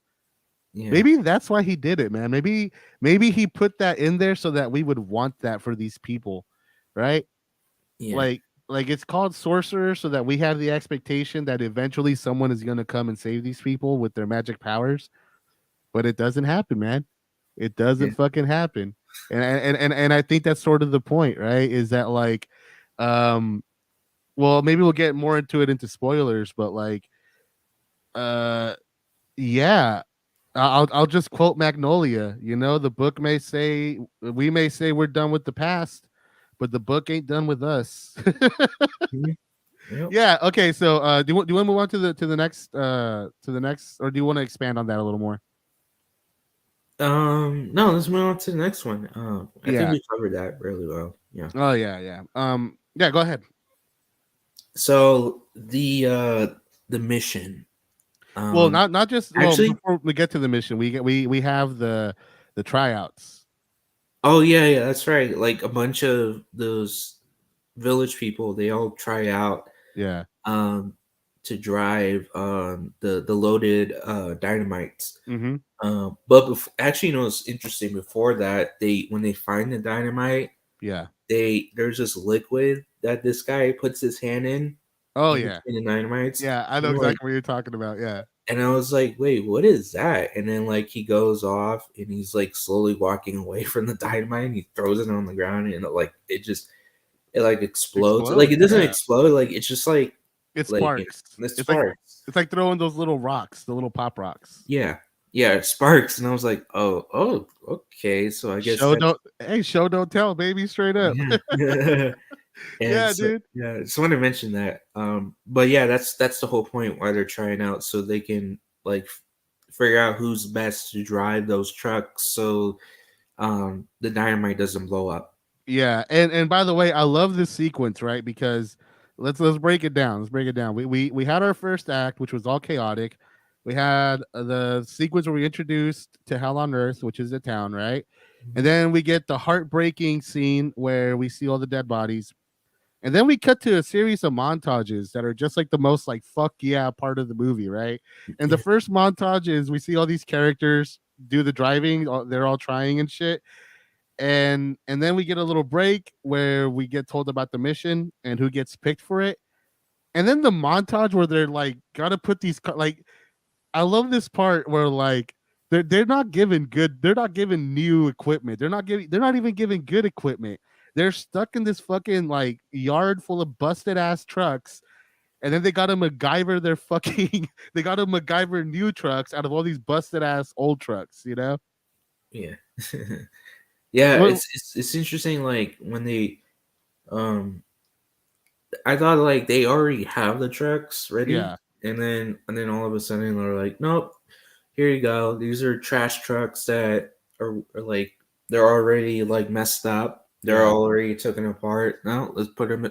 You guys put them back together." yep, And I'm like, "Oh wow, okay, that's a way to treat your employees that are gonna yeah. help you with this." And what I love too is that it builds up the next part so well because you the music is going, they're all like being homeboys. There's all these really good shots of them like putting these new cars together, and then they're talking to each other like, yeah, hey, fuck 8,000, we want 20,000. Fuck 20,000, we want 40,000. Then they go to the boss and they're like 40,000 or nothing, motherfucker. And then the boss is like, no, that's too much. 40,000 or nothing, motherfucker. Okay, you got the 40,000. Like it's building like it's the only time in the movie where the characters are succeeding, where they have any amount of power whatsoever. And you feel it, like you get in that groove. You get excited for them. You get excited to see them take this dynamite across the jungle, basically. Oh yeah, and those jungle sequences, man, those were. Well, you know Very. what? I think once we start talking about that, we're gonna have to start talking about some spoilers. Do you have anything to say before we get to that, Um, or do you want to get right to that? let's just get right to it because I have a lot Okay. to say about the movie. Yeah, the jungle is where this movie. It was a great movie before this, but this is when the movie comes alive, baby. All right, so let's say spoilers in 7, 6, 5, 4, 3, 2, 1. If you ain't seen the movie, get the fuck out because we're talking about the jungle sequences. Dom, Jungle. get it started, man. So let's just talk about the set pieces. Yes, And I think these are actually real. Like I don't think they made the set. I think these were actual. These were actual actually there. locations. Yeah, Yeah, these were. So like when they're crossing the bridge, like both of the trucks with yeah, the four characters. yeah. The one Well, guy, even the one guy was running away. He was like, "Oh man, fuck this! Like, I don't want to freaking get in the middle of the storm and try to yeah. guide you through this broken bridge." Well, before we get to that, before we get to those, because those are like the most famous scenes of the movie. Yeah. It escalates. It escalates a little bit, right? We Oh, start off. oh yeah, Go ahead. Go ahead. Yeah. yeah. I was gonna mention the messed up part Uh of huh. the scene or of the movie was when the Jerusalem guy goes and tries to find the German guy, and then he finds his body. Oh, right. Uh, Yeah, we totally over. So yeah. So the assassin is. I don't even. Does he try out? I no, don't know. yeah, he does try He out, does and try out, he but he doesn't make doesn't it. make it. Yeah. Yeah, dude. The assassin character is like the Joker of the universe, if you ask me. Yeah, He's just an agent of chaos, man. I don't know what the fuck. I don't know why. I don't know why he's in his village. I don't know why he chooses to go on this suicide mission. You know, and we're in spoilers. I don't know why he chooses to, put himself in danger when he dies and shit. You know. yeah, Uh. it's weird because it's like, oh, like he didn't know, like he didn't know what his fate was. Like, did he Mm-hmm. know what he was like? Is he was gonna die? Like, do you know like the danger that he was gonna be in? You know, Yeah. that's the thing that I wanted to know. But yeah, like, and then the guy comes out with the knife and tries to kill him Yeah. because he was so mad because he didn't just kill a guy that was gonna come on the trip, but I think he kind of bonded with him a little bit before Yeah. they And even left. And like I said, when you bond with someone in this movie, fucked up shit happens. Yeah, You know what I mean? Yeah, no, so the assassin, okay, so here's how it's split up, right? So Dominguez and the assassin, Dominguez is the Roy Schneider character. yeah. They're in the car called Lazarus and they leave first. Mhm. Behind them is Martinez and Serrano. Serrano is the French guy, and Mhm. Martinez is the terrorist.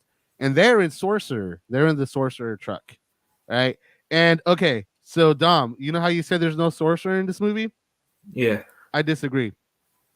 I disagree. There is a sorcerer in this movie. The very first complication that any character has to deal with is this silly native or God, what do you call him? A native Mexican American? I don't know.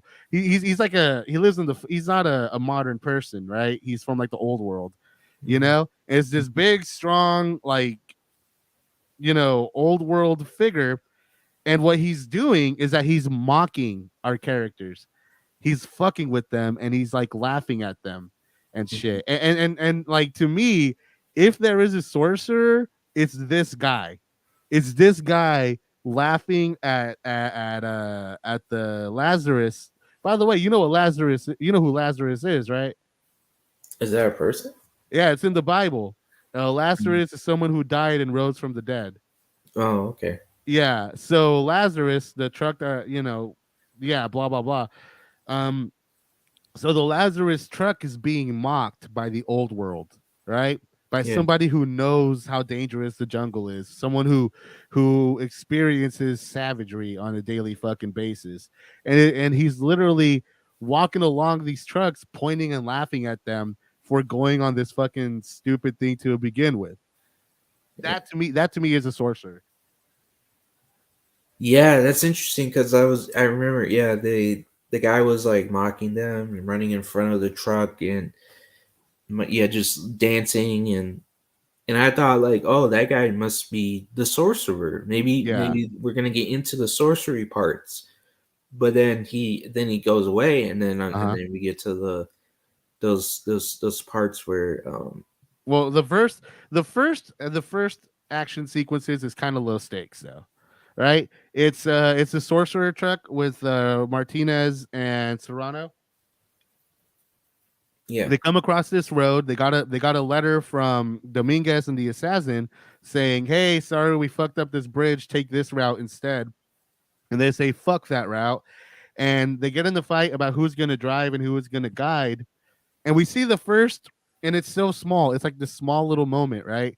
Where the terrorist is like fighting. No, you fucking drive and I guide you, you know?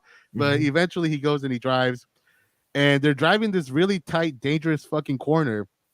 And it's so fucking like quick, this like little tense ass shot where like a wood where like a plank breaks, the fucking car sinks, and you actually see the boxes tilt like a good 30 degrees, and you and Yeah. like then you cut to a close up of the terrorist, and he thinks he's dead. He has that like, holy shit, dude, did I fucking just die right now? Like Yeah. that sort of thing. And that's like the first little bit of action scene. And then Dom, we get into the main fucking part, the famous fucking bridge sequences. I'll let you take it from here, homeboy.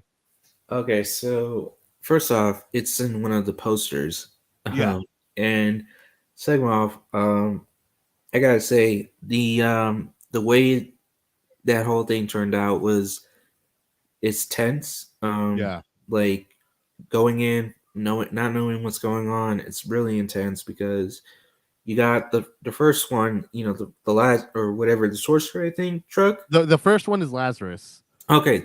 so yeah, the last race goes first, and then you see, guiding and stuff, and then when they get to the end, close to the end, I'm like, okay, they made it, and Yeah. then all of a sudden the sorcerer comes in, and I'm like, oh no, they're not gonna make it. Yeah, can we talk about how brilliant that is though? Yeah. Right? Because you're right. Like that the everybody saw the poster. I think the trailer shows a lot of the bridge sequence.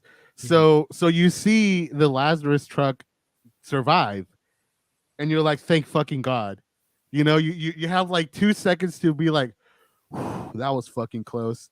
And then what happens next? The next two guys come along, and the bridge is so much more fucked up than it was for the Lazarus team, that you're like, they're like, oh, they're dead. There's no way they're fucking making it across that fucking bridge. Yeah, like it was falling apart. One of the guys, It was Jerusalem falling guy, apart when Lazarus was fucking driving on it, and yeah. Lazarus fucked it up. So by the time that Sorcerer got there, it was it was a fucking risky move to get on there, boy. Straight up, man. Yeah, it was a good set piece and scene in Well, general. I think it's one yeah. of the best types of scenes when it comes to like a tense scene, I guess you could say. Yeah. Well. I mean, first of all, because Lazarus made it, that you're in the clear. You think you're safe from the bridge, right? Yeah, And then all of a sudden, here comes Sorcerer. It's like, oh no, we're not. Not only are we not safe from the bridge, it's raining harder. You know, yeah, and Martinez has a lot less safe area to walk on. And he actually goes underwater yeah. He for a shot. falls. Yeah, and then he comes back up and he almost gets ran over by his homeboy because he can't see him. It's such a great escalation of tension, because like and then there's this amazing shot, by the way, brilliant fucking shot. I don't even know how they did this in the 70s, where it's a point of view of Martinez, and you see him walking on all fours on these planks, and you see the water from the flood rushing below him, and like And yeah, go ahead. no, no, yeah, yeah. I was agreeing. Yeah, I was Yeah, no, like, agreeing with that. Yeah, yeah, and that shot, just that shot, it builds up, it freaks you the fuck out like so much because like you're in this dude's vision, you're seeing what he is seeing, you know, but you didn't like before you even saw that, you were already afraid for him, you know, Mhm. and then you see this, and then you're even more afraid, and then he falls underwater, and then you think he's dead, but then he comes back up, but now he has to try to not get ran over, and then they got to make it across the bridge. You know what I mean? Like Yeah. it's everything is escalating, escalating, escalating, and then the brilliant fucking decision to not show Sorcerer making it across the bridge. Or at least I thought it was brilliant. What did you think? I don't think I thought they made it. Well, they don't. Okay, so I didn't know what there you was a see, shot. what Yeah. you see is that the rope is about to break, and you never see Sorcerer completely clear the bridge. You never see it completely clear it. It cuts Yeah. away before it makes it onto the other side. So what you see is the shot of the rope almost breaking, and then Sorcerer moves up, it breaks another plank, and then we cut to Lazarus. Mm. Okay, so that's how it plays out. Yeah, that's right. Because like when they get, I think the Lazarus, then they go to the The tree, yes, the and tree. then that's when Sorcerer comes in, and then they get out of the truck, and then they start walking towards them. Right. And That then confirms, yeah. yeah, and then we get to like another like really great montage character building sequence because the first people we see is Lazarus, and then as soon as the assassin sees that this big ass fucking trunk is there, he does the Joker laugh, dude. Let's just call it what it is. He does the Joker laugh. Hmm. He just starts like laughing at the insanity of their misfortune and all that. And yeah, like I said, he is an agent of chaos to me in this movie. And as soon as he sees that like it's impossible, he laughs in the face of Scanlan, who is like doing everything he can, or I'm sorry, Dominguez, who is doing everything he can to like push forward. He's like pointlessly hacking away at these leaves and whatever, and it's going nowhere, and the assassin is laughing at him like he's the devil, like he's the Joker to Batman, right? And then all of a sudden we find out that Sorcerer made it okay somehow.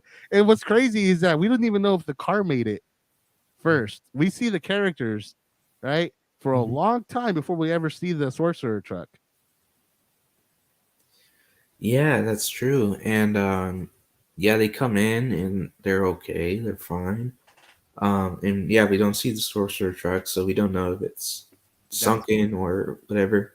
yeah. And then they had this brilliant idea of Well, finding a way to blow up the yeah, well tree. they don't communicate it at first, right? Yeah. This is another great use of montage because what we see is them like at first doing some primitive ass shit, right? Like Mhm. picking out rocks, like cutting twigs and all that shit. And you're like, okay, what are these guys doing with this like caveman ass fucking bullshit, right?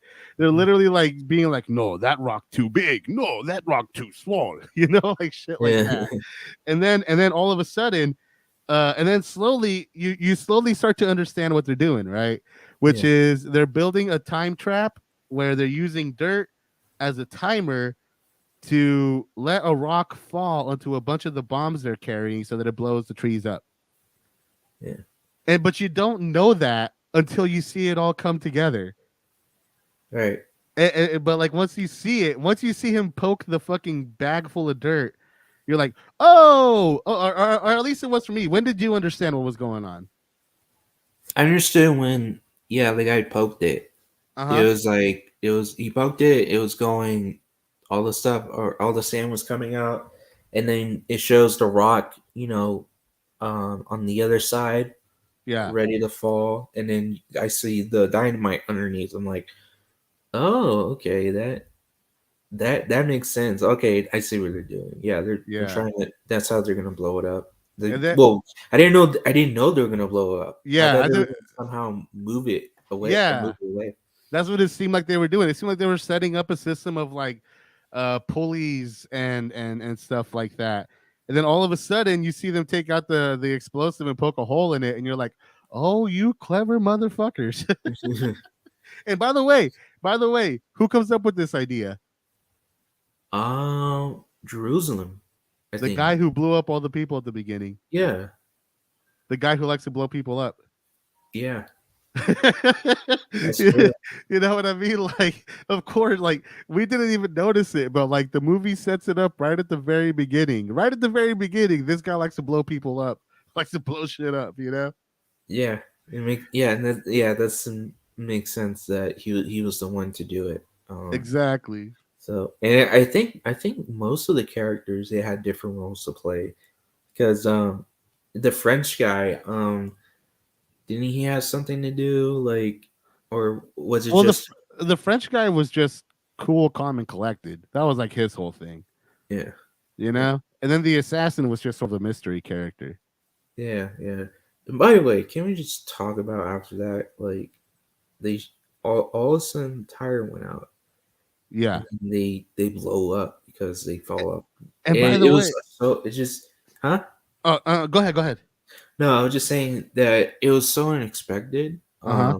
They were just bonding right there and talking about like his wife, how like that's his wife's watch that he gave Yeah. him or she gave him, and then like all of a sudden a tire blows out of nowhere, and then they just drive off the cliff, and then the truck blows up because of the Yeah. dynamite.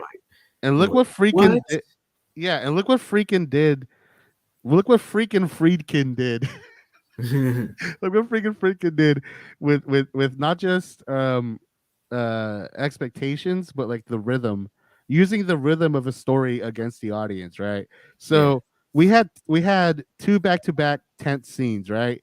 With the bridge sequences, right? And then we had the tree sequences where you see them all work together as a team to accomplish something, and then you feel good when their plan works. And then you cut, so like you're emotionally as an audience, you're like, cool, like these guys work together and they overcame this obstacle, and now they're all like they're more bonded because they went through this thing, right? yeah, And then the next scene is you're kind of continuing off that like positive vibe. And so like because of that, these two characters are letting their guard down. They're like, yeah, I have a wife and blah blah blah, here's my watch. And then what happens? Boom, they fucking die, motherfucker. No, you don't get to feel safe in this movie. You don't get to bond. You don't get to connect, right? The right. second that the second you let your fucking guard down, this movie kills you. Straight up. All the way to the very end. But yeah, but we're not we'll get there when we get there. Yeah, what did you make of that sequence, Dom? Uh, it's probably one of the most unexpected sequences. Mm-hmm. When it comes to film, I know there's other films that done stuff like that where it's out of nowhere a character dies like randomly, Yeah. like it's just out of nowhere. Um, but this was a good one. It was a nice, it was unexpected, nice turn. Um, I didn't know that the tire was shot. Uh-huh. I thought it just like blown It out was on itself. shot Yeah, it was by who? shot. By those guys? Yeah. I didn't even see that. Did we see a close up of them or something? No, it's just I like what happened. This is the way I interpret it. Okay, Is yeah. yeah, I don't think, but this is the way I interpret it. I thought because the guys had the guns when they Yeah. roll up on the assassin and Dominguez. It's Um, and Lazarus, yeah. yeah, so they roll up on them with the guns, and I was like, oh, maybe they shot the tire. Maybe they I shot the never tire, thought about that. and You're I saw absolutely it. yeah. You're right. That makes a lot of sense. Yeah, and I think they should make like a video where it's like how to survive a sorcerer film or a sorcerer. For real. Yeah. Rule number 1, don't tell anyone anything. Yeah. Okay, you know what? I are you done talking about that scene? Yeah, I'm doing talking about a scene. Let's talk Okay. about. Oh yeah, go ahead. Yeah, Yeah. I'm gonna take a little 2-minute break real quick, Okay. and I'll be back at like 57, Okay. 8:57. All right, be right back. All right.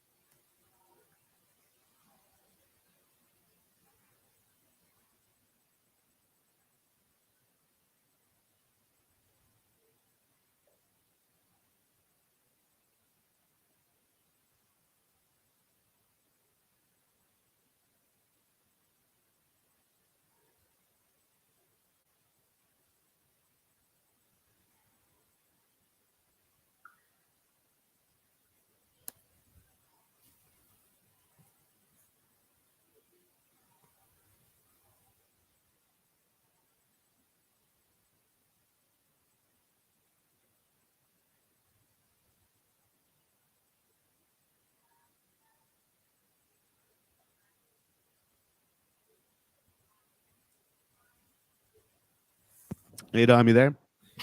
Yep. No, I'm ready to get started if you are. Yeah, I'm ready. Okay. Let's move on to the next part of the film. Yeah. So, You oh yeah, go ahead. no. Go ahead. Go ahead. Okay, so the scene where Dominguez and the assassin are driving through the valley, I think, like it's like Yeah. a canyon area. And they see their dead homies. Yeah, they see their dead friends and colleagues, and the one guy is like the assassin's dead, and you hear him laughing still. Well, I well, think well. it's pretty. Let's back up a little bit Oh, because back right up. after, yeah, because right after we see what happens to the sorcerer truck, Lazarus comes along, gets holed up by a bunch of I don't know. I guess militia. I guess the Yeah, militia. militia guys. Yeah, Militia guys, yeah, and it's not too big of a scene. Basically, what happens is we have another suspense sequence where we're not sure if Dominguez is going to be believed in his lie, and then before he gets found out, the assassin saves his life, but dies in the process. yeah. He took a bullet for him. Yeah, yeah, which is crazy, right? Because like we don't know fuck all about the assassin. Yeah, it's just How did you feel when he died? I was like, good riddance. You think so? Yeah, I was like, I felt yeah, I felt I felt a little bad. I was like, like I like him. He's a weird, mysterious character, and I'm not, And when he died, I was like, well, like now we're just with Dominguez now, and Dominguez is kind of an asshole. yeah, yeah. It's interesting because when he's driving around with the assassin, they were talking, right? Yeah, And he's like, "Oh yeah, what are you gonna do when you get out?" It's like, "Oh, get laid," yeah, and then stuff like that. He's like, "Oh yeah, you get a bunch of horse for you." Um, Managua and horrors then and like he starts Managua laughing. horrors. I'm sorry. Go ahead. Yeah, he starts laughing. Yeah, And then you hear his laugh continue, but then Domingos looks down, and then he's dead, but he's still laughing. yeah, You still hear his laughter. I'm like, wow, yeah. that's kind of creepy. Well, okay, so after the sequence with the militiamen, we cut to a desert location with all these interesting rock formations that look like mushrooms, right? Yeah, And this is where we kind of get, by the way, Dom, I'll say this, the more you watch this movie, the quicker it goes by. Like it was like the fourth time I watched this movie yesterday, and like I was just so blown away by like how fast it moves. I think that kind of goes with a lot of movies from the 70s. But I was surprised because to me, the first few times that I saw it, so much happens between Dominguez and the assassin being held up, and when we catch up with Dominguez in the desert. I thought, okay, a lot happens character wise between there, but then watching it this time, it really struck me. No, it's all done in this one scene where it's Dominguez riding until his gas car runs out of gas, basically. man, yeah, it's crazy because like I was watching that's that part of the scene, and it's like he's hallucinating, and Yeah, I thought at that point that's when a sorcerer of some kind was going to come in and probably like save him or uh something huh. like that. But obviously the truck breaks down, or like he runs out of gas, and then he goes The on last foot. 2 minutes, the last 2 minutes are on foot. Yeah, and then he makes it though. Yeah. So and then they drive him back, And and before we get to that, I want to talk about that shot because if you notice him arriving at the gas explosion, it's all done in one take. And let me lay it out for you, right? yeah, So after Dominguez has lost his mind in the desert, and he realizes that he only has 2 miles left till he's done with his journey, he decides to walk it, right? But the way that it's filmed, that it's shot and cut together, is we see him like see that he's out of gas, see he has 2 miles to go, and then we cut to black, just a black screen. And then we see Scanlon kind of fade in. We see his face. He's tired. he's sweaty and all that shit. And then the more he comes into the camera, then we see the dynamite box, right? And we Mhm. understand, oh, he walked the dynamite box, and then you see, and he's not lit very well. Like it's a very grainy shot. It's a lot of black. You don't see much of the background. You just kind of see him and then dynamite box, and then you see his face go from like exhaustion to relief, right? And the camera is still like in a medium wide, and then he's getting closer and closer to the camera, and then the camera finally pans and follows him, and then we see that what has been lighting him the whole time is a big fucking like ray of fire shooting up into the sky, and it's such a like great reveal because like you don't even think about like the lighting or anything until you turn around with the character and with him you see this fire shoot up into the sky from the earth like it's hell, right? And what I love is that like the way that the camera moves, like at some point the eagle that is like representative of the state is Mhm. like right in the middle of the fire. So you see the eagle like emblazoned with fire as the fire rises to the sky, right? Mhm. Scanlan hands off the box of dynamite to the soldiers and he keeps walking towards the fire and he falls to his knees, dude. Like that's you know, a lot of people call it the Spielberg thing. Like Spielberg is really good at like taking one shot and like doing like 20 different shots with it, right? He'll Yeah. start with the wide, it'll move into a close up, and then it'll move back out to a medium, and then it'll go to a close up, and then it'll go to a wide, right? He did fucking friedkin did that all with just the fucking pan of a camera. And hold on, I gotta take my dog outside. I'll be back in like 2 seconds. All right, hold on. Right.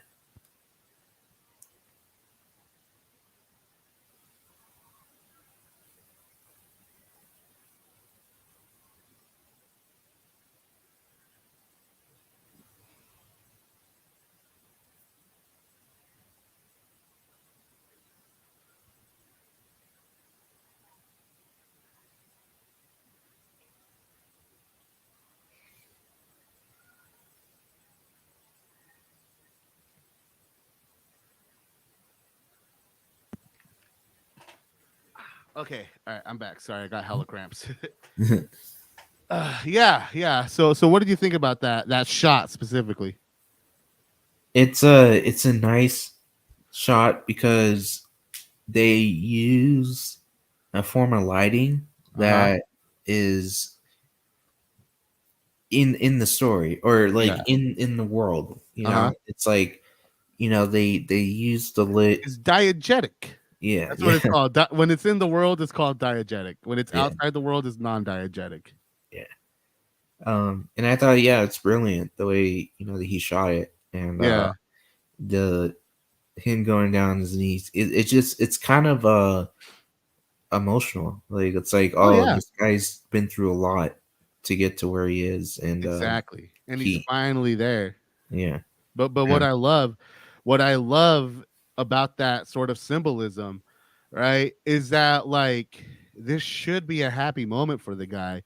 And you're right, you do feel happy for him that his journey is over, but this isn't God, this is Satan. This is not a ray from the skies. This is not a ray of light from God. This is a ray of fire coming from under the ground, from under earth. You know? He like his salvation is like satanic, visually speaking. You know what I mean? yeah. And it just kind of perfectly sets up how the movie ends. And how does it end, Dom? It ends with him, and he gets what he wants, right? Yeah, he But wins. he's still happy. He's still not happy. He doesn't win. Well, he feels like he won for a Yeah. second. And he dances with the lady, and Yeah, then all of a sudden, the two guys from the beginning come in.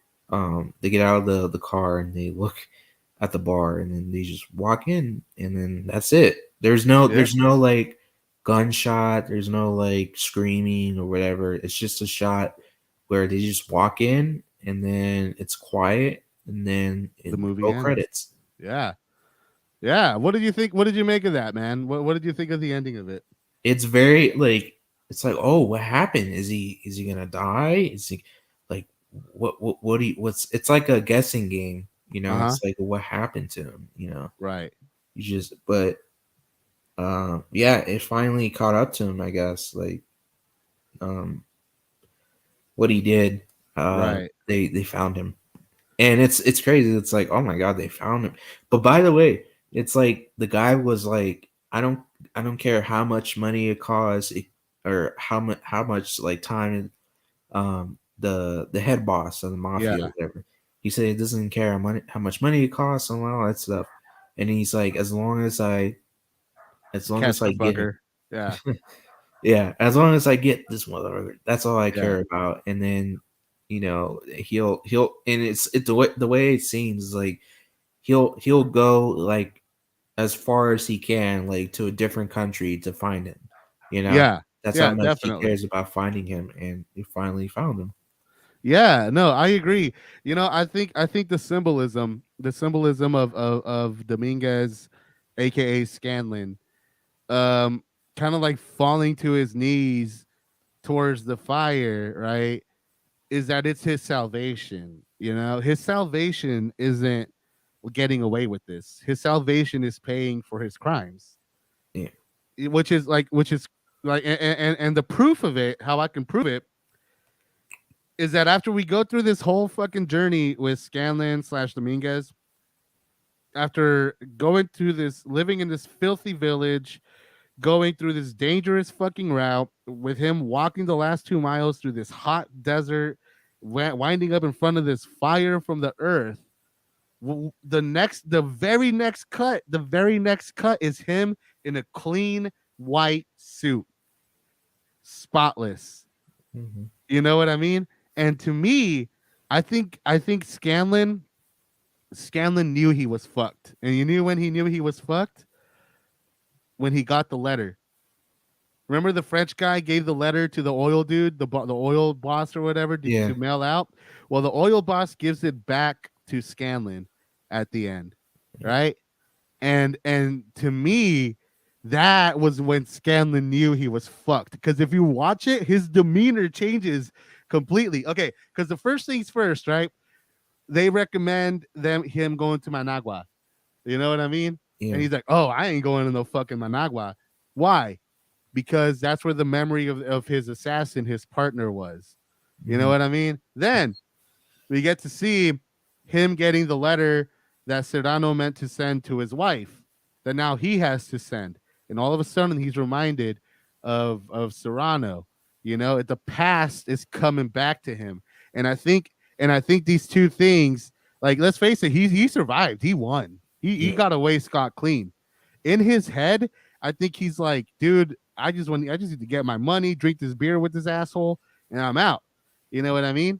But then he gets these things that remind him, like, there is a past. There is a past that you were a part of, you know? And I think that's why he goes to that lady and starts dancing with her, because he knows it's coming. And he just wants one last moment of something beautiful, of something pure. He just wants to dance with her, with not even a, and I'm not saying this lady isn't pretty. I don't like to say that about people, but she is old and she has a lot of, like, she has wrinkles, she has experience, you can tell that when this girl was like 20, when this lady was like 20, she was banging. You can tell. You know what I mean? She's got the facial structure, she's got those big beautiful eyes, but she's old now.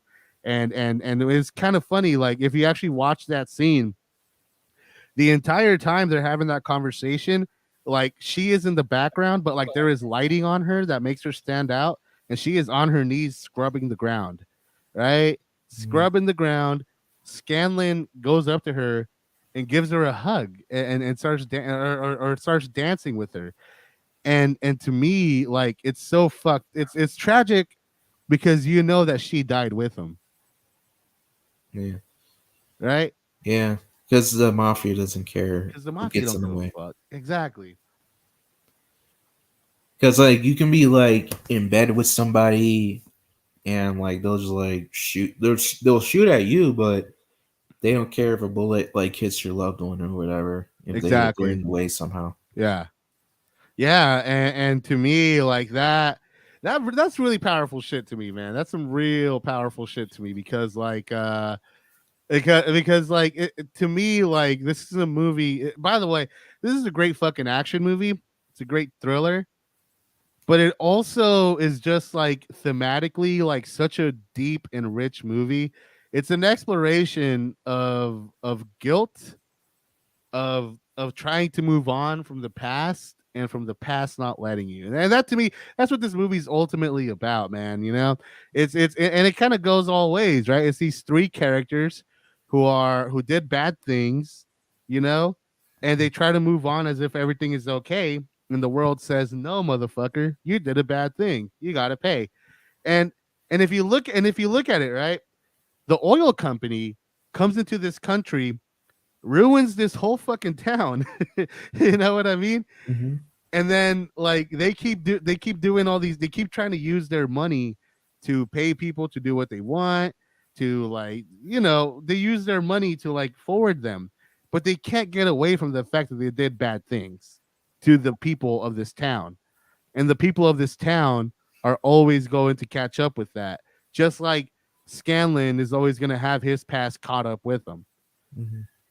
It's like this all-encompassing perfect thing. Like it's so perfectly constructed to tell the audience. To me, the message of this movie is evil begets evil. If you do evil things will happen to you.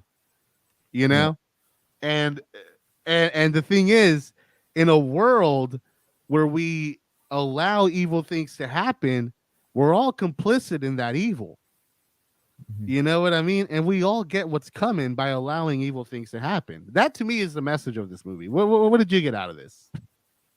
Yeah, I think it's like you pay your dues, and just the fact that if like the way like for me, like this is my way of thinking when it comes to real world. Uh huh. I my thing is like do a lot of good things in your life. If you do a lot of good things in your life more than you do bad things, I think you'll be okay. Yeah. Whereas in this film, it's like they done a lot of bad things in their Yeah. life, so they done so much bad things is that and now it's catching up to them, Uh huh. and they're paying the price for it. And Yeah. so they don't have time to do a lot of good things. So for example, Dominguez at the end, the only good thing he can do is hug the lady and do a dance with her Uh huh. because that's the last good thing he can do Uh huh. in his life because a lot of bad things he does a lot of bad things, and the only good thing he can do is dance with the lady and treat her nice, and that's And she does smile. She loves this little moment, which makes it all much more tragic in the end. yeah. Yeah, that's tragic, but yeah, the ending is powerful, and yeah, I think that's a good message to send. And it's such a 70s fucking ending. Do you see? This is when I watched this movie, Dom. To me, the best decade of cinema was the 70s. Hmm. That was the best time to love movies, to make movies. That was like the most perfect time. And I mean, you, you know the history of cinema, so you know about the whole like the 60s were a bad time for movie studios. They were losing a bunch of money.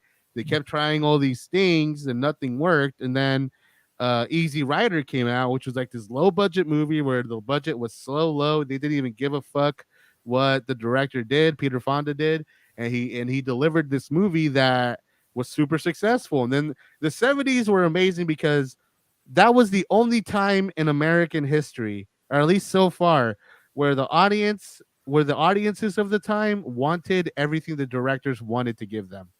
Hmm. Like we like after the 80s were the time of blockbusters. The 90s were a time of, sure, we had the indie scene going there, but we also like our blockbusters kept getting dumber and dumber and dumber, until we reached Batman and Robin levels or Godzilla levels and shit. Hmm. You know what I mean? But the 70s, man, the 70s were like what people were what these directors were putting out was exactly what the audience wanted to see. Friedkin, Spielberg, Lucas, Kubrick, Scorsese, um, Mike Lee, again Sidney Francis Ford Lumet. Coppola. Old, I'm sorry. Go ahead. Wait, is it Ford Coppola? Francis Ford Yeah, Coppola? Francis Ford Coppola, especially.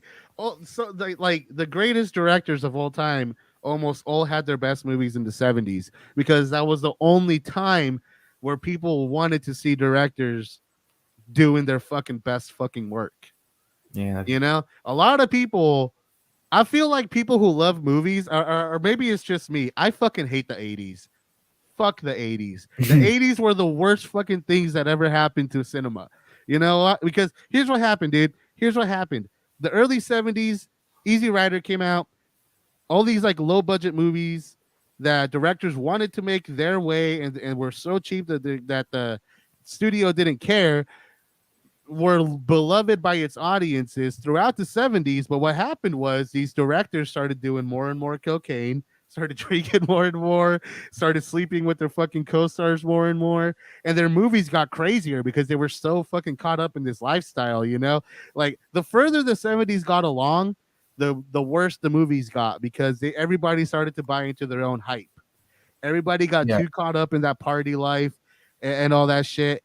And then in the mid in like the 76, 77, that's when you say, by the way, this movie came out a week before Star Wars, which is another reason why it failed. Oh Because yeah. it was So basically given 1 week and then like any theater that was showing it threw it the fuck out to get another screen showing Star Wars, you know? yeah. And then Jaws happened and then Star Wars happened.